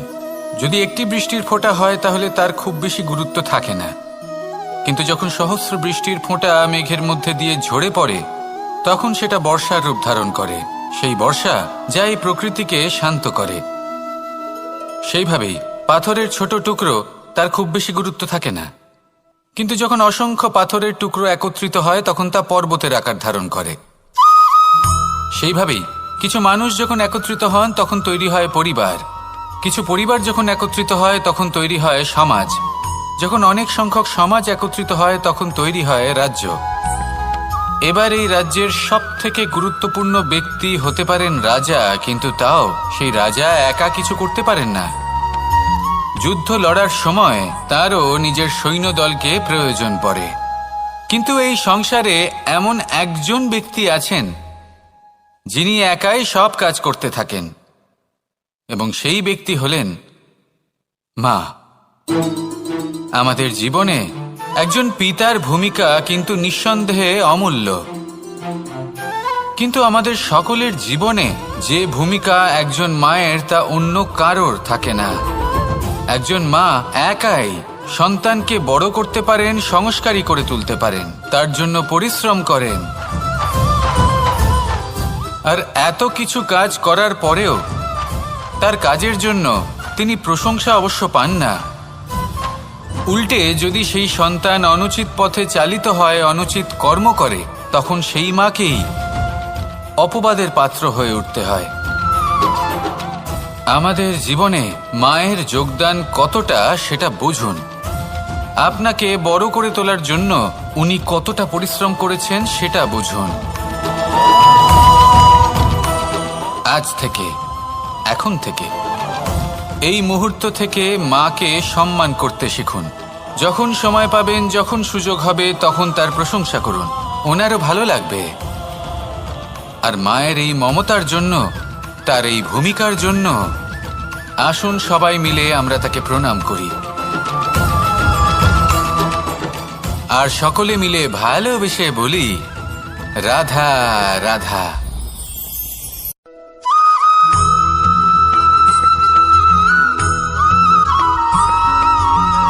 আপনি কখনো কোনো বাজকে নিজের বাসা বানাতে দেখেছেন? এই বাজ যখনই কোনো বাসা বানায় তখন উঁচু গাছের ডালে বা কোনো পর্বতের শিখরে বাসা বানায়, অনেক উচ্চতায়। আর সেখানে তার সন্তানও জন্মগ্রহণ করে। যখন এই সন্তানেরা জন্মায় তখন এই বাজ খুবই ভালোবেসে এবং খুব সাবধানে এদের পালন পোষণ করে। নিজের ঠোঁট দিয়ে তাদের ঠোঁটে খাবার পরিবেশন করে। কিন্তু যেই সেই সন্তানেরা হৃষ্টপুষ্ট হয়ে যায় এবং সেই কথা বাজ নিজে বুঝতে পেরে যায়, সেই বাজ নিজেই সেই বাসা ছিন্ন ভিন্ন করে দেয়। সেই সন্তান যাদের সবেমাত্র ডানা গজিয়েছে, কিভাবে উড়তে হয় তারা জানে না, সেই সন্তানগুলিকে উচ্চতা থেকে ঠেলে দেয়। সেই সন্তান প্রথমে ভয়ভীত হয়ে যায়। তারা সামনে মৃত্যুকে দেখতে পেয়ে ভয়ের কারণে তাদের ডানা ঝাপটাতে থাকে। আর সেই প্রক্রিয়াতেই সেই সন্তানগুলি উড়তে শুরু করে দেয়। এবার এই ঘটনায় আমরা কি শিক্ষা পেতে পারি? এটাই, যদি আপনি মাতা পিতা হন তাহলে নিজের সন্তানকে অবশ্যই স্নেহ করুন, কিন্তু তাদেরকে নিজের আঁচলের তলায় বেঁধে রাখবেন না। যদি আপনি চান আপনার সন্তান জীবনে উন্নতি করুক, তাহলে নিজের মুঠো থেকে তাদের স্বতন্ত্র করে দিন। এই সংসারে সংঘর্ষ করতে দিন। সেই সন্তান নিজেই বুঝতে পারবে যে জন্মের সময় পাওয়া ডানা কি করে ব্যবহার করতে হয়। আর আপনার চোখের সামনে আপনার সন্তান এই আকাশে উড়তে থাকবে। তাহলে আসুন আমার সাথে ভালোবেসে বলুন, রাধা রাধা।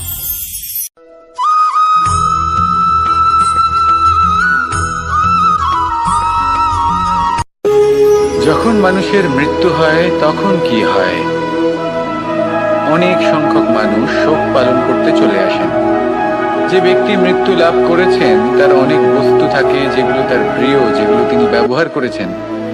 তার শয্যা, তার বস্ত্র, তার আভূষণ সবকিছু তার থেকে বিচ্ছিন্ন করা হয় এবং খালি হাতে তাকে শ্মশানের উদ্দেশ্যে রওনা করা হয়। আমি আপনাকে এই প্রশ্ন করতে চাই, আপনি এই সংসারে কি অর্জন করেছেন? ধন সম্পত্তি, বস্ত্র, আভূষণ, এই সবকিছু যে আপনি অর্জন করেছেন, আপনার মৃত্যুর পরে তা আপনার থেকে দূর হয়ে যাবে। এর উত্তর হলো একটাই, আপনার কর্ম। শুধু সেটাই আছে যা একান্ত আপনার, আর শুধু সেটাই এই সংসার থেকে চলে যাওয়ার পরেও সংসারেই জীবিত থাকবে। যদি আপনি দুষ্কর্ম করেন তাহলে এই সংসার আপনাকে একটি অনুচিত উদাহরণ হিসেবে মনে রাখবে যে এই ব্যক্তি খুব পাপী ছিল, অনুচিত কর্ম করতেন। যে পথে তিনি চলেছেন সেই পথে কারোর চলা উচিত নয়। সেখানেই যদি আপনি সৎকর্ম করেন তাহলে সংসার চিরকাল এটাই বলবে যে খুব ভালো মানুষ ছিলেন, সবাইকে ভালোবাসতেন, সবাইকে সাহায্য করতেন, আমার খুব প্রিয় মানুষ ছিলেন। এটাই হলো শ্রেষ্ঠ কর্ম। সেই জন্য জীবনে শুধুমাত্র ধন সম্পত্তি, আভূষণ এই সব অর্জন করতে গিয়ে নিজের মনোনিবেশ করবেন না। শ্রেষ্ঠ কর্ম করুন। সংসার থেকে চলে যাওয়ার পরেও এই কর্মই এই সংসারে আপনাকে জীবিত রাখবে। আসুন আমার সাথে ভালোবেসে বলুন, রাধা রাধা।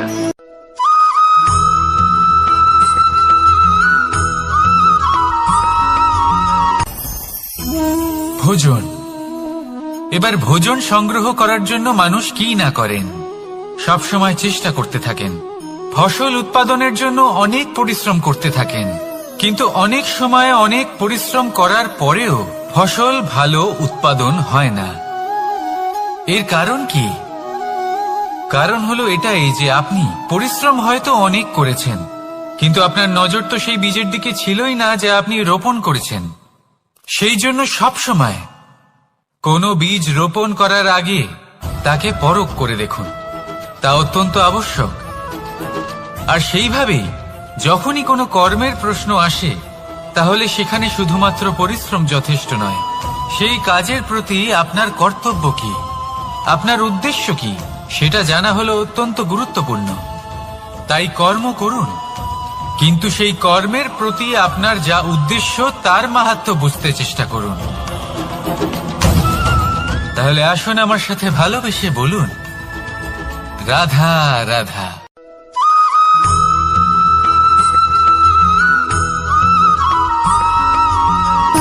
সুখ, দুঃখ এবং শক্তি, এই তিন হলো এই সংসারের ত্রিদেবের মতো।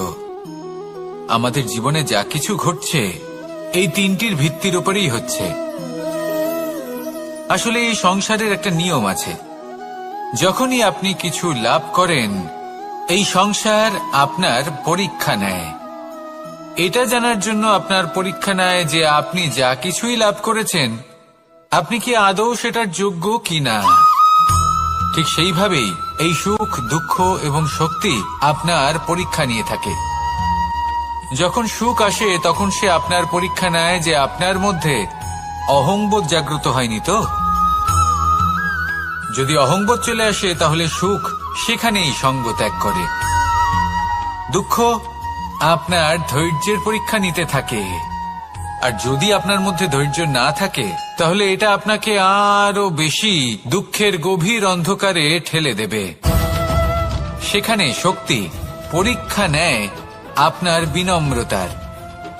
যদি আপনি বিনম্র না হন তাহলে হয় এই শক্তি আপনার সঙ্গ ত্যাগ করবে, নয় এই শক্তি বিনম্রতার অভাবে আপনার পতনের কারণ হতে পারে। এই সংসারে যে কোনো ব্যক্তি যিনি এই পরীক্ষায় উত্তীর্ণ হয়ে থাকেন এই জীবনে তিনি সাফল্য লাভ করেন। আসুন আমার সাথে ভালোবেসে বলুন, রাধা রাধা।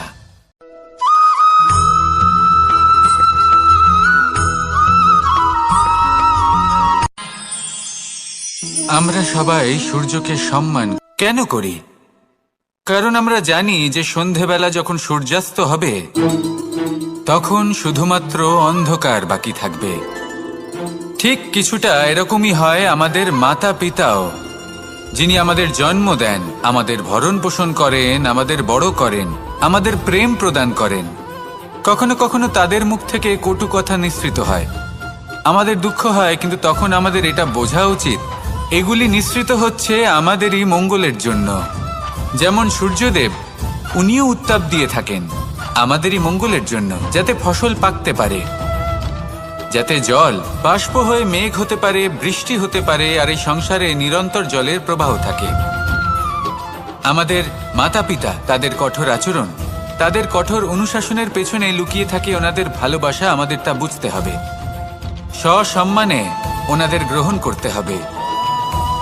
কারণ ঠিক সূর্যাস্তের পরে যেমন চতুর্দিক অন্ধকারচ্ছন্ন হয়ে যায়, তেমনি আমাদের জীবন থেকে যখন আমাদের মাতা পিতা চলে যায় তখন আমাদের জীবনেও শুধু এবং শুধুমাত্র অন্ধকারই ছেয়ে থাকে। সেই জন্য নিজের মাতা পিতাকে সম্মান করুন, ওনাদের ভালোবাসা প্রদান করুন। এই মন আর এই জীবন প্রসন্ন হয়ে বলবে, রাধা রাধা।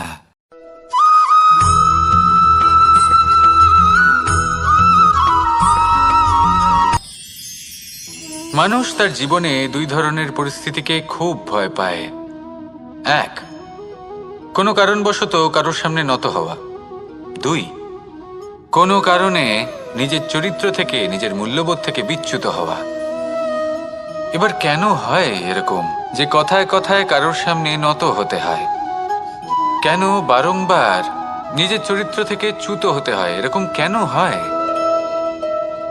এটা তখনই হয় যখন আমাদের শিক্ষা এবং মূল্যবোধের অভাব থাকে। যদি মানুষের মধ্যে প্রকৃত শিক্ষা থাকে তাহলে এই সংসারে কোনো সময় এবং কারোর সামনেই নত হওয়ার কোনো প্রয়োজন নেই। যদি মানুষের মধ্যে মূল্যবোধ থাকে তাহলে তাকে নিজের মূল্যবোধ বা চরিত্র থেকে বিচ্যুত হতে হয় না, তা সে যাই হয়ে যাক না কেন।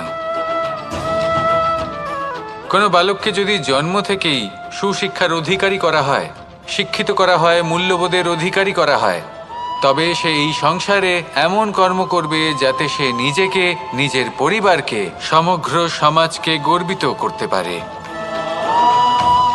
শিক্ষা লাভ করুন, মূল্যবোধ লাভ করুন এবং আমার সাথে ভালোবেসে বলুন, রাধা রাধা।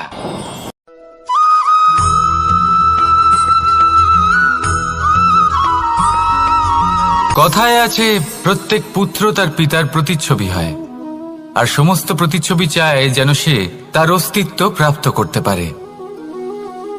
পুত্র চায় সে যেন তার পিতার মতো হয় বা কখনো কখনো তার থেকেও শ্রেষ্ঠ হয়।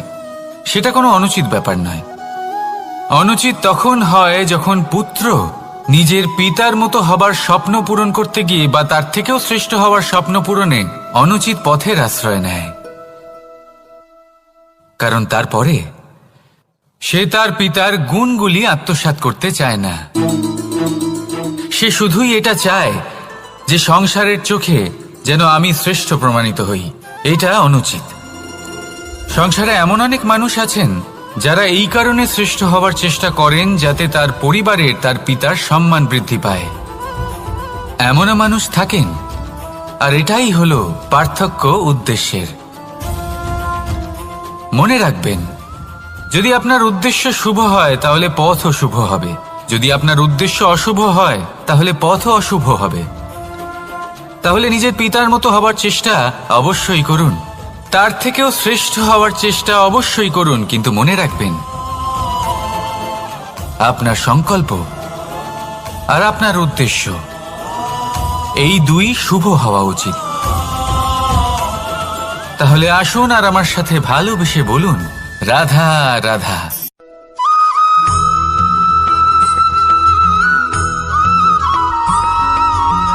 এই সংসারের সব থেকে গুরুত্বপূর্ণ তত্ত্ব কোনটা? প্রথম হলো সময়। জন্ম থেকে মৃত্যু পর্যন্ত এই যে সময়, এটাই তো হলো জীবন। দ্বিতীয় হলো জীবন, যাতে আমরা সময়ের সদ্ব্যবহার করি, শ্রেষ্ঠ থেকে শ্রেষ্ঠতর কাজ করার চেষ্টা করি। বহু বছরের এই পরম্পরা, এই সংস্কৃতিকে এগিয়ে নিয়ে যাওয়ার চেষ্টা করি। এই সংসারে আমরা অংশগ্রহণ করতে চেষ্টা করি। তৃতীয় হলো ধন, সেই ধন যা প্রত্যেক ব্যক্তি অর্জন করতে চেষ্টা করেন। এবার এই তিনটি তত্ত্বের মধ্যে একটা সামঞ্জস্য আছে, সমান ব্যাপার আছে। সে ধনই হোক বা সময় হোক বা হোক জীবন। আর সেই সমান ব্যাপার হলো যে যদি আপনি এটা গণনা করতে থাকেন তাহলে তা কমতে থাকে, যদি আপনি এটা ব্যবহার করেন তাহলে তা বাড়তে থাকে। একে সংগঠিত করে রাখতে চেষ্টা করলে এ হাত থেকে ফসকে যায়, কিন্তু যদি আপনি একে সামলে রাখতে শিখে যান তাহলে এমন কাজ করবেন যাতে সংসারের সাথে সাথে পরবর্তী প্রজন্ম লাভবান হবে। যদি কিছু শিখতে চান তাহলে সামলাতে শিখুন, গণনা করা বা সংগঠিত করা নয়। আসুন আর আমার সাথে ভালোবেসে বলুন, রাধা রাধা।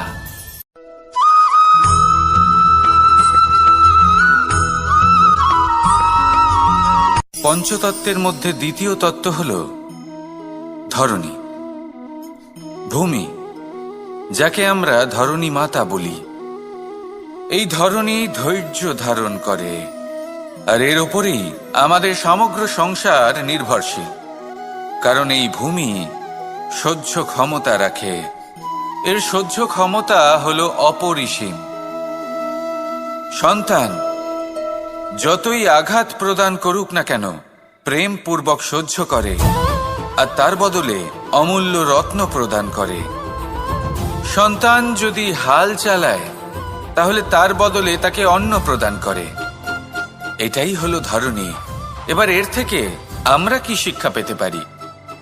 এটাই যে কারোর জন্য কিছু করা বা কাউকে কিছু দেওয়া মনে কোনো কামনা ছাড়াই। আর এই কথাটা বুঝে যান, যদি কারোর জন্য কামনা না রেখে বা কোনো পাওয়ার আশা না রেখে কারোর জন্য কিছু করেন বা কারোকে কিছু দেন, যদি এটা আপনি শিখতে পারেন তবে আপনি ভালোবাসতে শিখে গেছেন। আর সেই জন্যই এই ধরিত্রীকে মাতা বলা হয়, কারণ মাতা শুধু উনি নন যিনি গর্ভে সন্তানকে ধারণ করেন, মাতা তো উনিও যিনি জীবন বাঁচতে শেখান, যিনি জীবন বাঁচার উদাহরণ প্রদান করেন।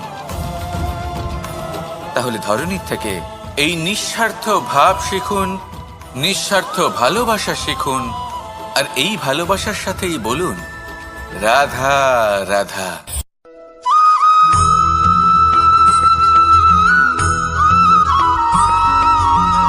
এই সংসারে কোনো বস্তু হোক বা ব্যক্তি হোক, তার একার গুরুত্ব কিন্তু খুব বেশি নয়। একটা উদাহরণ হিসেবে বৃষ্টির ফোঁটাকে ভেবে দেখুন। যদি একটি বৃষ্টির ফোঁটা হয় তাহলে তার খুব বেশি গুরুত্ব থাকে না, কিন্তু যখন সহস্র বৃষ্টির ফোঁটা মেঘের মধ্যে দিয়ে ঝরে পড়ে তখন সেটা বর্ষার রূপ ধারণ করে। সেই বর্ষা যা এই প্রকৃতিকে শান্ত করে।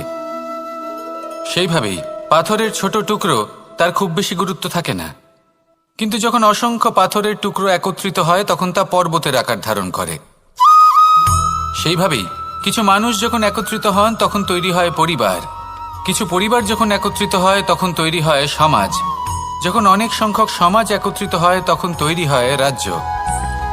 এবার এই রাজ্যের সবথেকে গুরুত্বপূর্ণ ব্যক্তি হতে পারেন রাজা, কিন্তু তাও সেই রাজা একা কিছু করতে পারেন না। যুদ্ধ লড়ার সময় তারও নিজের সৈন্যদলকে প্রয়োজন পড়ে।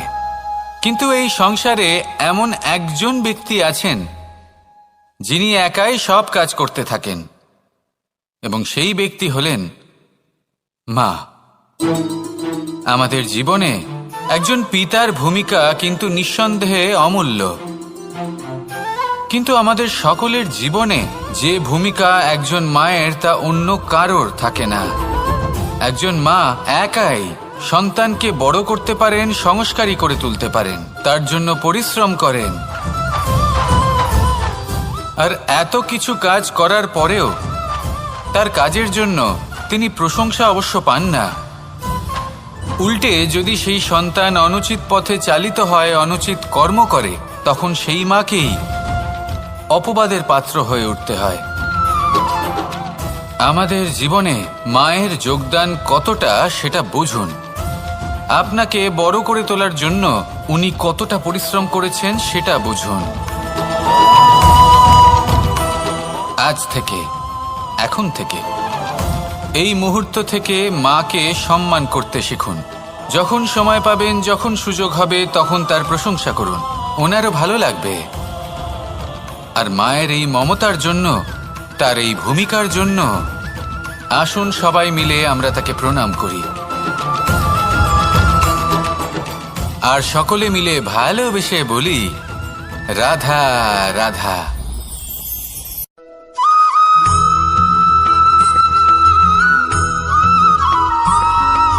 মানুষের একটি সমস্যা আছে যে মানুষ সাফল্যকে মাপতে থাকেন, লক্ষ্যপ্রাপ্তিকে মাপতে থাকেন এবং তার তুলনা করতে থাকেন যে ও এত কিছু পেল আর আমি পেলাম না, ওর কাছে এত কিছু আছে কিন্তু আমার কাছে নেই। এই তুলনা করার জন্য ওনারা দুঃখী হয়ে পড়েন, নিরাশ হয়ে পড়েন। তাই আমি একটা প্রশ্ন করছি যে এটা কি উচিত? এই সংসারে আপনি কি নিয়ে তুলনা করবেন, যেখানে সূর্যদেব চন্দ্রমা দুজনেই আছেন, দুজনেই হলেন বিশেষ, দুজনেই নিজ নিজ সময়ে উদিত হন। এদের মধ্যে একজন না থাকলে তাহলে আমাদের জীবন কঠিন হয়ে পড়বে। ঠিক সেইভাবেই আপনি যদি একটা বড় রেখা অঙ্কন করেন তাহলে অন্য রেখাটি ছোট হয়ে পড়ে না, সে তেমনই থাকে যেমনটা সে ছিল। আপনার অস্তিত্ব কখনো ছোট বা বড় হতে পারে না।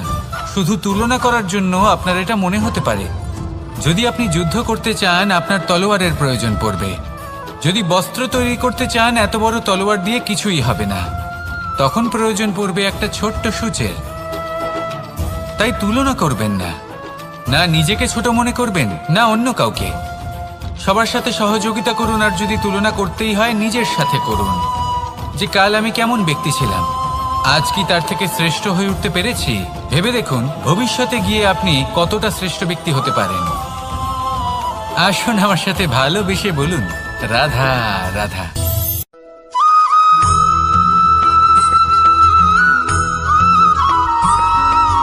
জীবনে অগ্রসর হওয়ার জন্য আমাদের কাকে প্রয়োজন হয়? মাতা পিতা, বন্ধু, প্রেম, সাহায্য, অর্থ, পরিশ্রম, আশা। ভিন্ন ভিন্ন মানুষ ভিন্ন ভিন্ন বিকল্প চয়ন করে। যদি আমি আপনাকে বলি তাহলে জয় আর পরাজয়ের মন্ত্র দুটো শব্দের উপর নির্ভর করে, মেনে নেওয়া আর দৃঢ় হওয়া। যদি মেনে নেন তাহলে হেরে যাবেন, যদি দৃঢ় হন তাহলে নিশ্চিত রূপে জয়ী হবেন। যদি কখনো আপনি ক্লান্ত হয়ে ওঠেন, আপনি দুঃখী হন, পুরোপুরি ভেঙে পড়েছেন, তখন মেনে নেবেন না যে আপনি ভেঙে পড়েছেন, নয়তো হেরে যাবেন। তখন উল্টে স্থির করবেন যে যাই হয়ে যাক না কেন আমি জয়ী হবই। আর আপনি দেখবেন যে জয় নিশ্চিত রূপে আপনার কাছেই আসবে। তাহলে এই কথা মনে রাখবেন আর আমার সাথে ভালোবেসে বলবেন, রাধা রাধা।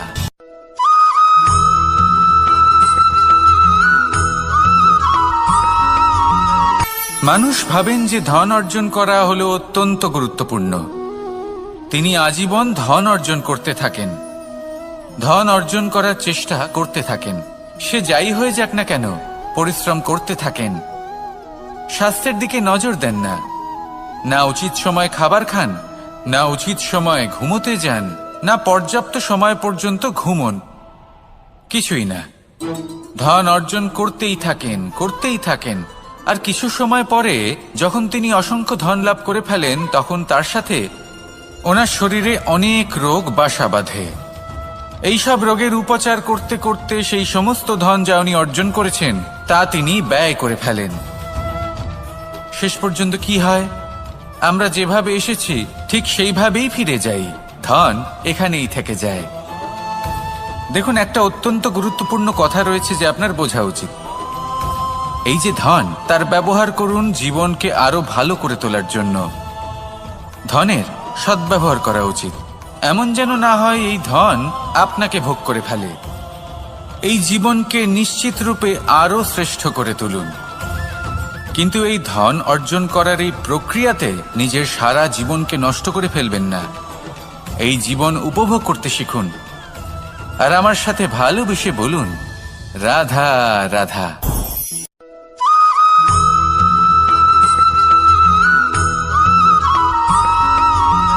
পঞ্চতত্ত্বের মধ্যে দ্বিতীয় তত্ত্ব হল ধরণী, ভূমি, যাকে আমরা ধরণী মাতা বলি। এই ধরণী ধৈর্য ধারণ করে, আর এর ওপরেই আমাদের সমগ্র সংসার নির্ভরশীল। কারণ এই ভূমি সহ্য ক্ষমতা রাখে, এর সহ্য ক্ষমতা হল অপরিসীম। সন্তান যতই আঘাত প্রদান করুক না কেন প্রেম পূর্বক সহ্য করে, আর তার বদলে অমূল্য রত্ন প্রদান করে। সন্তান যদি হাল চালায় তাহলে তার বদলে তাকে অন্ন প্রদান করে। এটাই হলো ধরণী। এবার এর থেকে আমরা কি শিক্ষা পেতে পারি? এটাই যে কারোর জন্য কিছু করা বা কাউকে কিছু দেওয়া মনে কোনো কামনা ছাড়াই। আর এই কথাটা বুঝে যান, যদি কারোর জন্য কামনা না রেখে বা কোনো পাওয়ার আশা না রেখে কারোর জন্য কিছু করেন বা কারোকে কিছু দেন, যদি এটা আপনি শিখতে পারেন তবে আপনি ভালোবাসতে শিখে গেছেন। আর সেই জন্যই এই ধরিত্রীকে মাতা বলা হয়। কারণ মাতা শুধু উনি নন যিনি গর্ভে সন্তানকে ধারণ করেন, মাতা তো উনিও যিনি জীবন বাঁচতে শেখান, যিনি জীবন বাঁচার উদাহরণ প্রদান করেন। তাহলে ধরণীর থেকে এই নিঃস্বার্থ ভাব শিখুন, নিঃস্বার্থ ভালোবাসা শিখুন, আর এই ভালোবাসার সাথেই বলুন রাধা রাধা।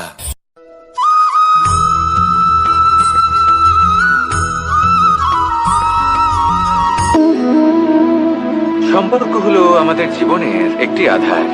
কিছু সম্পর্ক এমন যা আমরা জন্মসূত্রে লাভ করি, যেমন পরিবার, মা বাবা। কিছু সম্পর্ক আছে যা আমরা জীবনে অর্জন করে থাকি, তা সে প্রেমের হোক, স্নেহের হোক বা বন্ধুত্বের। এই সকল সম্পর্ক লাভ করার বা গড়ে তোলার 5টি ধাপ রয়েছে। প্রথম ধাপ, কোনো ব্যক্তির সাথে আলাপ হওয়া, তার সাথে কথা বলা বা তাকে দেখা। দ্বিতীয় ধাপ, সে ব্যক্তিকে আমাদের ভালো লাগা। তৃতীয় ধাপ, আমাদের এটা চাইতে শুরু করা যে জীবনে এই ব্যক্তি যেন আমাদের বন্ধু হন, আমাদের জীবনে থাকেন, বা আমাদের কাউকে ভালোবেসে ফেলা আর এটা আমাদের ভাবা বা চাওয়া যে সেই ব্যক্তি যেন আজীবন আমার সাথে থাকেন, আমার জীবনে আমার সাথী হয়ে। চতুর্থ ধাপ, লাভ করা। এবার এই ধাপটি অনেক মানুষের পক্ষেই খুবই সরল হয়, বড়ই সরলভাবে নিজেদের সঙ্গীকে লাভ করে থাকেন। কিছু মানুষের জন্য এই ধাপ অত্যন্ত কঠিন হয়ে থাকে। অনেক প্রতিকূল পরিস্থিতির উপর জয়লাভ করে তারা সঙ্গীকে লাভ করেন, কিন্তু লাভ অবশ্যই করেন। এরপরে আসে পঞ্চম, অন্তিম এবং সব থেকে গুরুত্বপূর্ণ ধাপ। সেটা হলো সেই সম্পর্ক পালন করা। এটা হলো এমন এক বিষয় যা প্রত্যেক মানুষের শেখা উচিত।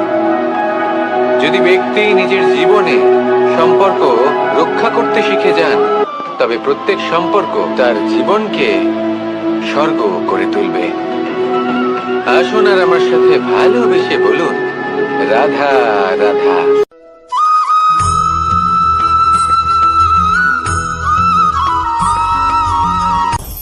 আপনি কখনো পর্বতের শিখরে উঠেছেন? আপনি দেখতে পাবেন পর্বতের পদতলে প্রচুর সুন্দর ফুল রয়েছে, সবুজ বনানী রয়েছে। যত আপনি ওপরে উঠতে থাকবেন তত ফুল কমতে থাকবে, সবুজ বনানী কমতে থাকবে। আরো কিছুটা ওপরে উঠলে কাঁটা জাতীয় গাছ দেখতে পাবেন, শুকনো গাছ দেখতে পাবেন। আরো যদি ওপরে ওঠেন তাহলে পাষাণ দেখতে পাবেন। আরো ওপরে উঠলে হিমখণ্ড দেখতে পাবেন। এই যে পর্বত, তা মনুষ্য জীবনের সব থেকে উত্তম উদাহরণ। মানুষ যখন সাফল্যের শিখরে পৌঁছতে চান, মহানুভবতার শিখরে পৌঁছতে চান, পথে যত আস্তে আস্তে উপরে উঠতে থাকেন, ততই ভৌতিক বস্তু তার থেকে বিচ্ছিন্ন হতে থাকে। যদি তিনি সেই ভৌতিক বস্তুগুলি ত্যাগ না করতে পারেন, তাহলে কখনোই সেই স্থানে পৌঁছতে পারবেন না। আর মানুষ যদি উচিত ত্যাগ করতে পারেন, পথে অগ্রসর হতে থাকেন, এগোতে থাকেন, তাহলে একদিন না একদিন তিনি মহানুভবতার, জ্ঞানের, সাফল্যের হিমের স্বাদ অবশ্যই লাভ করবেন। মনে রাখবেন, মানব জীবনে ত্যাগ হলো অত্যন্ত গুরুত্বপূর্ণ অংশ। আসুন আমার সাথে ভালোবেসে বলুন রাধা রাধা।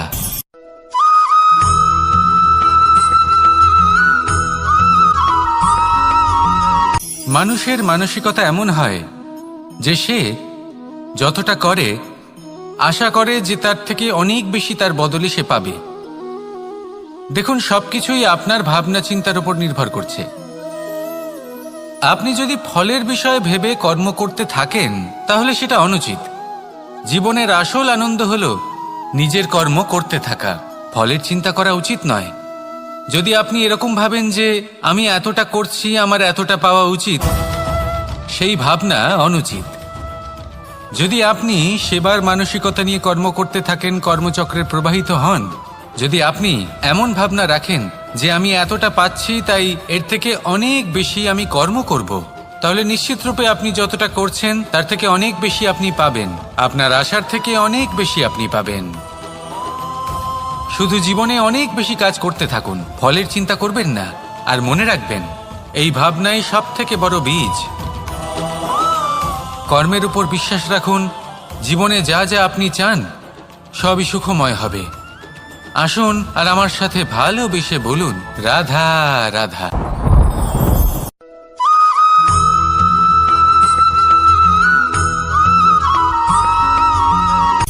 সূচের শেষে একটি ছিদ্র থাকে, যার দ্বারা আমরা এই সুতো পড়াতে পারি। আর তারপর সূচের সাহায্যে এই সুতো দিয়ে বস্ত্র সেলাই করা যায়, কিন্তু যদি সুতোটা সোজা করে ধরা না হয় তাহলে সূচে কখনো এই সুতো পরানোই সম্ভব নয়। যদি এতে কোনো গিঁট পড়ে তখন তা কখনোই এই ছিদ্র দ্বারা প্রবেশ করা সম্ভব নয়। ঠিক এইভাবেই যদি আপনি কারোর জীবনে প্রবেশ করতে চান, কারোর অন্তরে প্রবেশ করতে চান, তাহলে আপনাকেও সহজ থাকতে হবে। এতে কোনো গিঁট থাকলে চলবে না, অর্থাৎ মনে যাতে কোনো মালিন্য না থাকে, যেন কোনো কুচিন্তা না থাকে। যদি এসব থাকে তাহলে আপনি কখনো কারোর জীবনে প্রবেশ করতে পারবেন না। আর যদি কোনোভাবে আপনি প্রবেশ করেও যান তাহলে তার মনে ঘর করতে পারবেন না। নিজেকে এই সুতোর মতন করে তুলুন, সহজ। মনে যেন কোনো কুচিন্তা না থাকে, সবার প্রতি যেন সদ্ভাবনা থাকে, শুভ চিন্তা থাকে। এমনটা করতে থাকুন। এমন একটা দিন আসবে যেদিন এই সমস্ত সংসারের ব্যক্তির মনে আপনি বাস করবেন, আর তখন এই মন প্রসন্ন হয়ে বলবে, রাধা রাধা।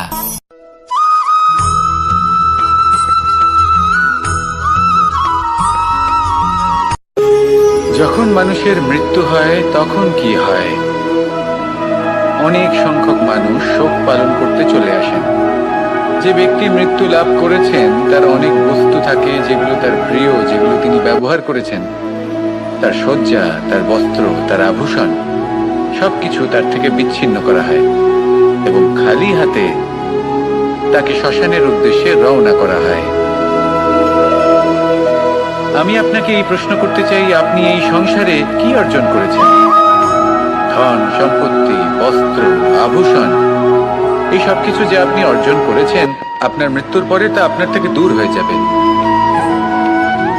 এর উত্তর হলো একটাই, আপনার কর্ম। শুধু সেটাই আছে যা একান্ত আপনার, আর শুধু সেটাই এই সংসার থেকে চলে যাওয়ার পরেও সংসারেই জীবিত থাকবে।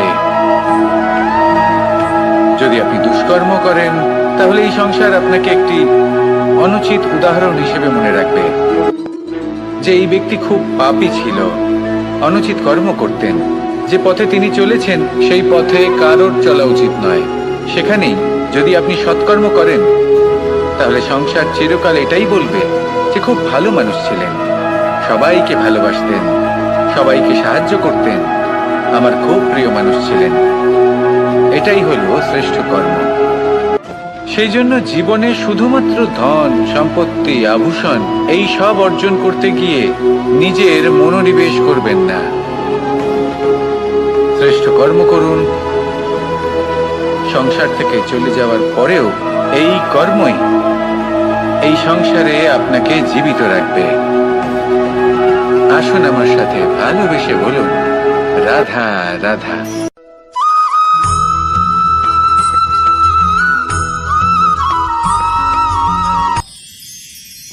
মানুষ তার জীবনে দুই ধরনের পরিস্থিতিকে খুব ভয় পায়। এক, কোনো কারণবশত কারোর সামনে নত হওয়া। দুই, কোনো কারণে নিজের চরিত্র থেকে, নিজের মূল্যবোধ থেকে বিচ্যুত হওয়া। এবার কেন হয় এরকম যে কথায় কথায় কারোর সামনে নত হতে হয়? কেন বারংবার নিজের চরিত্র থেকে চ্যুত হতে হয়? এরকম কেন হয়? এটা তখনই হয় যখন আমাদের শিক্ষা এবং মূল্যবোধের অভাব থাকে। যদি মানুষের মধ্যে প্রকৃত শিক্ষা থাকে তাহলে এই সংসারে কোনো সময় এবং কারোর সামনেই নত হওয়ার কোনো প্রয়োজন নেই। যদি মানুষের মধ্যে মূল্যবোধ থাকে তাহলে তাকে নিজের মূল্যবোধ বা চরিত্র থেকে বিচ্যুত হতে হয় না, তা সে যাই হয়ে যাক না কেন। কোনো বালককে যদি জন্ম থেকেই সুশিক্ষার অধিকারী করা হয়, শিক্ষিত করা হয়, মূল্যবোধের অধিকারী করা হয়, তবে সে এই সংসারে এমন কর্ম করবে যাতে সে নিজেকে, নিজের পরিবারকে, সমগ্র সমাজকে গর্বিত করতে পারে। শিক্ষা লাভ করুন, মূল্যবোধ লাভ করুন এবং আমার সাথে ভালোবেসে বলুন, রাধা রাধা।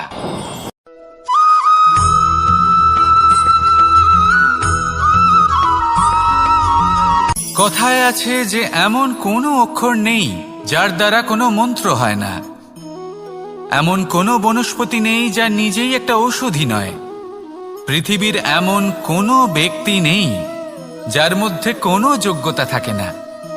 শুধু প্রয়োজন হলো যে ব্যক্তিকে আমরা খুঁজে চলেছি তাকে সঠিকভাবে চিনে নেওয়া। যদি তার যোগ্যতা, তার বিশেষত্ব আমরা বুঝতেই না পারি, তাহলে আর লাভ কি রইল? এই সংসারে এমন অনেক ব্যক্তি রয়েছেন যারা ছোট ছোট অসফলতার কারণে আপনাকে এটা বলে দেবে যে আপনি কোনো কাজের নন, আপনি হলেন মূর্খ, আপনি কিছুই করতে পারবেন না। এইসব কথায় কখনোই বিশ্বাস করবেন না, কারণ আপনি এবং প্রত্যেকটি জীব এই পরমাত্মা এবং এই প্রকৃতির সৃষ্টি, যা অত্যন্ত বিশেষ। যদি আপনাকে উদাহরণ দিই তাহলে একদিকে আছে তরোয়াল, একটা বড় লম্বা তরোয়াল যার দ্বারা যুদ্ধ করা যায়, জয়লাভ করা যায়। আর অন্যদিকে রয়েছে একটা ছোট্ট সূচ, কিন্তু যে কাজ একটা ছোট্ট সূচ করতে পারে তা একটা তরোয়াল দ্বারা সম্ভব নয়। এর অর্থ হলো এটাই যে প্রত্যেকটা রচনা অত্যন্ত অমূল্য এবং অত্যন্ত বিশেষ হয়। তাহলে বিশ্বাস রাখুন যে আপনি অত্যন্ত বিশেষ একজন, আর প্রেমের সাথে বলুন রাধা রাধা।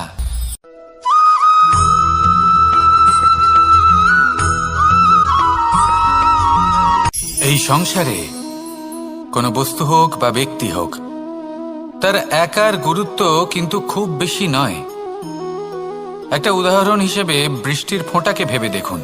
যদি একটি বৃষ্টির ফোঁটা হয় তাহলে তার খুব বেশি গুরুত্ব থাকে না, কিন্তু যখন সহস্র বৃষ্টির ফোঁটা মেঘের মধ্যে দিয়ে ঝরে পড়ে তখন সেটা বর্ষার রূপ ধারণ করে। সেই বর্ষা যা এই প্রকৃতিকে শান্ত করে। সেইভাবেই পাথরের ছোট টুকরো, তার খুব বেশি গুরুত্ব থাকে না, কিন্তু যখন অসংখ্য পাথরের টুকরো একত্রিত হয় তখন তা পর্বতের আকার ধারণ করে। সেইভাবেই কিছু মানুষ যখন একত্রিত হন তখন তৈরি হয় পরিবার, কিছু পরিবার যখন একত্রিত হয় তখন তৈরি হয় সমাজ, যখন অনেক সংখ্যক সমাজ একত্রিত হয় তখন তৈরি হয় রাজ্য। এবার এই রাজ্যের সবথেকে গুরুত্বপূর্ণ ব্যক্তি হতে পারেন রাজা, কিন্তু তাও সেই রাজা একা কিছু করতে পারেন না। যুদ্ধ লড়ার সময় তারও নিজের সৈন্যদলকে প্রয়োজন পড়ে। কিন্তু এই সংসারে এমন একজন ব্যক্তি আছেন যিনি একাই সব কাজ করতে থাকেন, এবং সেই ব্যক্তি হলেন মা।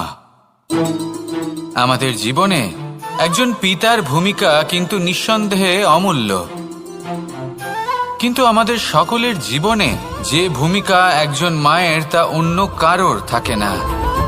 একজন মা একাই সন্তানকে বড় করতে পারেন, সংস্কারী করে তুলতে পারেন, তার জন্য পরিশ্রম করেন। আর এত কিছু কাজ করার পরেও তার কাজের জন্য তিনি প্রশংসা অবশ্য পান না। উল্টে যদি সেই সন্তান অনুচিত পথে চালিত হয়, অনুচিত কর্ম করে, তখন সেই মাকেই অপবাদের পাত্র হয়ে উঠতে হয়। আমাদের জীবনে মায়ের যোগদান কতটা সেটা বুঝুন। আপনাকে বড় করে তোলার জন্য উনি কতটা পরিশ্রম করেছেন সেটা বুঝুন। আজ থেকে, এখন থেকে, এই মুহূর্ত থেকে মাকে সম্মান করতে শিখুন।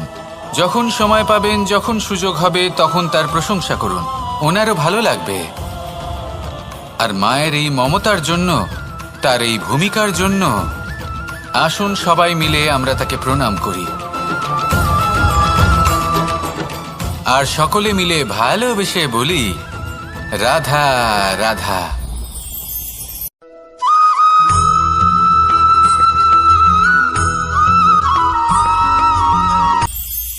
এটা হলো ধান গাছ। এর থেকে যে চাল উৎপন্ন হয় তা মানুষ গ্রহণ করেন। আর এটা কি?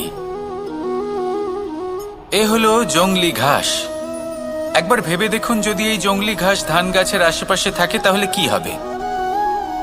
ধান উৎপন্ন হতে পারবে? তা উৎকৃষ্ট হতে পারবে? আমরা কি তা গ্রহণ করতে পারবো? কখনোই নয়। এই জংলি ঘাস ধানকে নষ্ট করে দেবে, কিন্তু নিজে জীবিত থাকবে। এটাই হলো আজকের শিক্ষা। এই সংসারে যদি আপনি নীতির পথে চলতে চান, উচিত কর্ম করতে চান, সংসারকে সেবা করতে চান, তাহলে জংলি ঘাসের মতো ব্যক্তিদের থেকে সবসময় দূরে থাকতে হবে। সেই ব্যক্তি যারা দুর্নীতি এবং মিথ্যা দ্বারা পরিপূর্ণ, যাদের ব্যবহার অশুভ, যাদের অনেক অশুভ গুণ রয়েছে, তারা সঠিক নয়। সেই সকল ব্যক্তি যাদের চরিত্র অত্যন্ত দুষ্ট হয়, তারা হয় শুভ চরিত্রের ব্যক্তিকে একদম নষ্ট করে দেয়, নয় নিজের মতো বানিয়ে তোলে। তাই যদি আপনি নীতির পথে চলতে চান, এই সংসারের জন্য শুভ কর্ম করতে চান, তাহলে সেই সঙ্গ লাভ করুন যে সঙ্গ জ্ঞানে পরিপূর্ণ, যাদের মধ্যে অনেক গুণ আছে, যাদের থেকে প্রতিদিন কিছু শিখতে পারবেন। এমন ব্যক্তির সাথে জীবন অতিবাহিত করুন। দুরাচারীদের থেকে দূরে থাকুন। তবেই এই মন প্রসন্ন হয়ে বলবে, রাধা রাধা।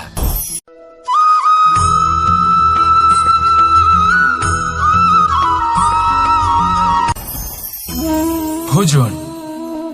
এবার ভোজন সংগ্রহ করার জন্য মানুষ কি না করেন, সব সময় চেষ্টা করতে থাকেন। ফসল উৎপাদনের জন্য অনেক পরিশ্রম করতে থাকেন, কিন্তু অনেক সময় অনেক পরিশ্রম করার পরেও ফসল ভালো উৎপাদন হয় না। এর কারণ কি? কারণ হলো এটাই যে আপনি পরিশ্রম হয়তো অনেক করেছেন, কিন্তু আপনার নজর তো সেই বীজের দিকে ছিলই না যা আপনি রোপণ করেছেন। সেই জন্য সব সময় কোনো বীজ রোপণ করার আগে তাকে পরখ করে দেখুন, তা অত্যন্ত আবশ্যক। আর সেইভাবেই যখনই কোনো কর্মের প্রশ্ন আসে, তাহলে সেখানে শুধুমাত্র পরিশ্রম যথেষ্ট নয়। সেই কাজের প্রতি আপনার কর্তব্য কি, আপনার উদ্দেশ্য কি, সেটা জানা হলো অত্যন্ত গুরুত্বপূর্ণ। তাই কর্ম করুন, কিন্তু সেই কর্মের প্রতি আপনার যা উদ্দেশ্য তার মাহাত্ম্য বুঝতে চেষ্টা করুন। তাহলে আসুন আমার সাথে ভালোবেসে বলুন, রাধা রাধা।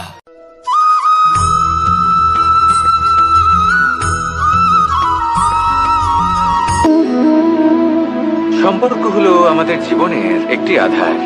কিছু সম্পর্ক এমন যা আমরা জন্মসূত্রে লাভ করি, যেমন পরিবার, মা, বাবা। কিছু সম্পর্ক আছে যা আমরা জীবনে অর্জন করে থাকি, তা সে প্রেমের হোক, স্নেহের হোক বা বন্ধুত্বের। এই সকল সম্পর্ক লাভ করার বা গড়ে তোলার 5টি ধাপ রয়েছে। প্রথম ধাপ, কোনো ব্যক্তির সাথে আলাপ হওয়া, তার সাথে কথা বলা বা তাকে দেখা। দ্বিতীয় ধাপ, সে ব্যক্তিকে আমাদের ভালো লাগা। তৃতীয় ধাপ, আমাদের এটা চাইতে শুরু করা যে জীবনে এই ব্যক্তি যেন আমাদের বন্ধু হন, আমাদের জীবনে থাকেন, বা আমাদের কাউকে ভালোবেসে ফেলা। আর এটা আমাদের ভাবা বা চাওয়া যে সেই ব্যক্তি যেন আজীবন আমার সাথে থাকেন, আমার জীবনে আমার সাথী হয়ে। চতুর্থ ধাপ, লাভ করা। এবার এই ধাপটি অনেক মানুষের পক্ষেই খুবই সরল হয়, বড়ই সরলভাবে নিজেদের সঙ্গীকে লাভ করে থাকেন। কিছু মানুষের জন্য এই ধাপ অত্যন্ত কঠিন হয়ে থাকে। অনেক প্রতিকূল পরিস্থিতির উপর জয়লাভ করে তারা সঙ্গীকে লাভ করেন, কিন্তু লাভ অবশ্যই করেন। এরপরে আসে পঞ্চম, অন্তিম এবং সব থেকে গুরুত্বপূর্ণ ধাপ। সেটা হলো সেই সম্পর্ক পালন করা। এটা হলো এমন এক বিষয় যা প্রত্যেক মানুষের শেখা উচিত। যদি ব্যক্তি নিজের জীবনে সম্পর্ক রক্ষা করতে শিখে যান, তবে প্রত্যেক সম্পর্ক তার জীবনকে স্বর্গ করে তুলবে। আসুন আর আমার সাথে ভালোবেসে বলুন, রাধা রাধা।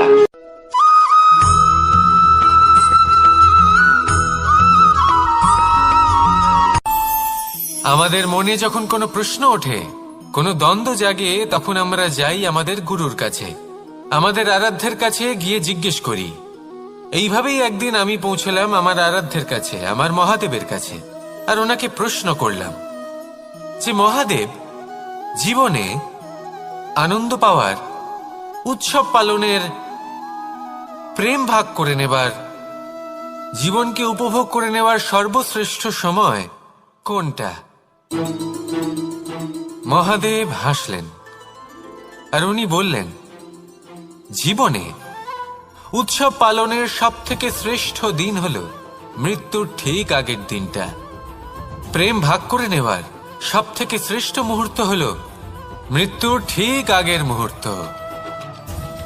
জীবনকে উপভোগ করে নেওয়ার সর্বশ্রেষ্ঠ প্রহর হলো মৃত্যুর 1 প্রহর পূর্বে।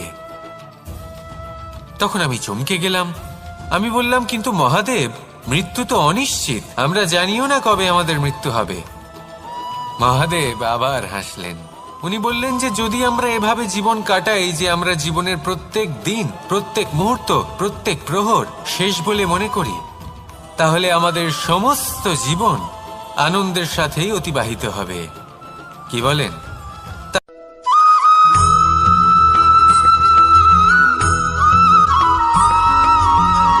এই সংসারে কোনো বস্তু হোক বা ব্যক্তি হোক, তার একার গুরুত্ব কিন্তু খুব বেশি নয়।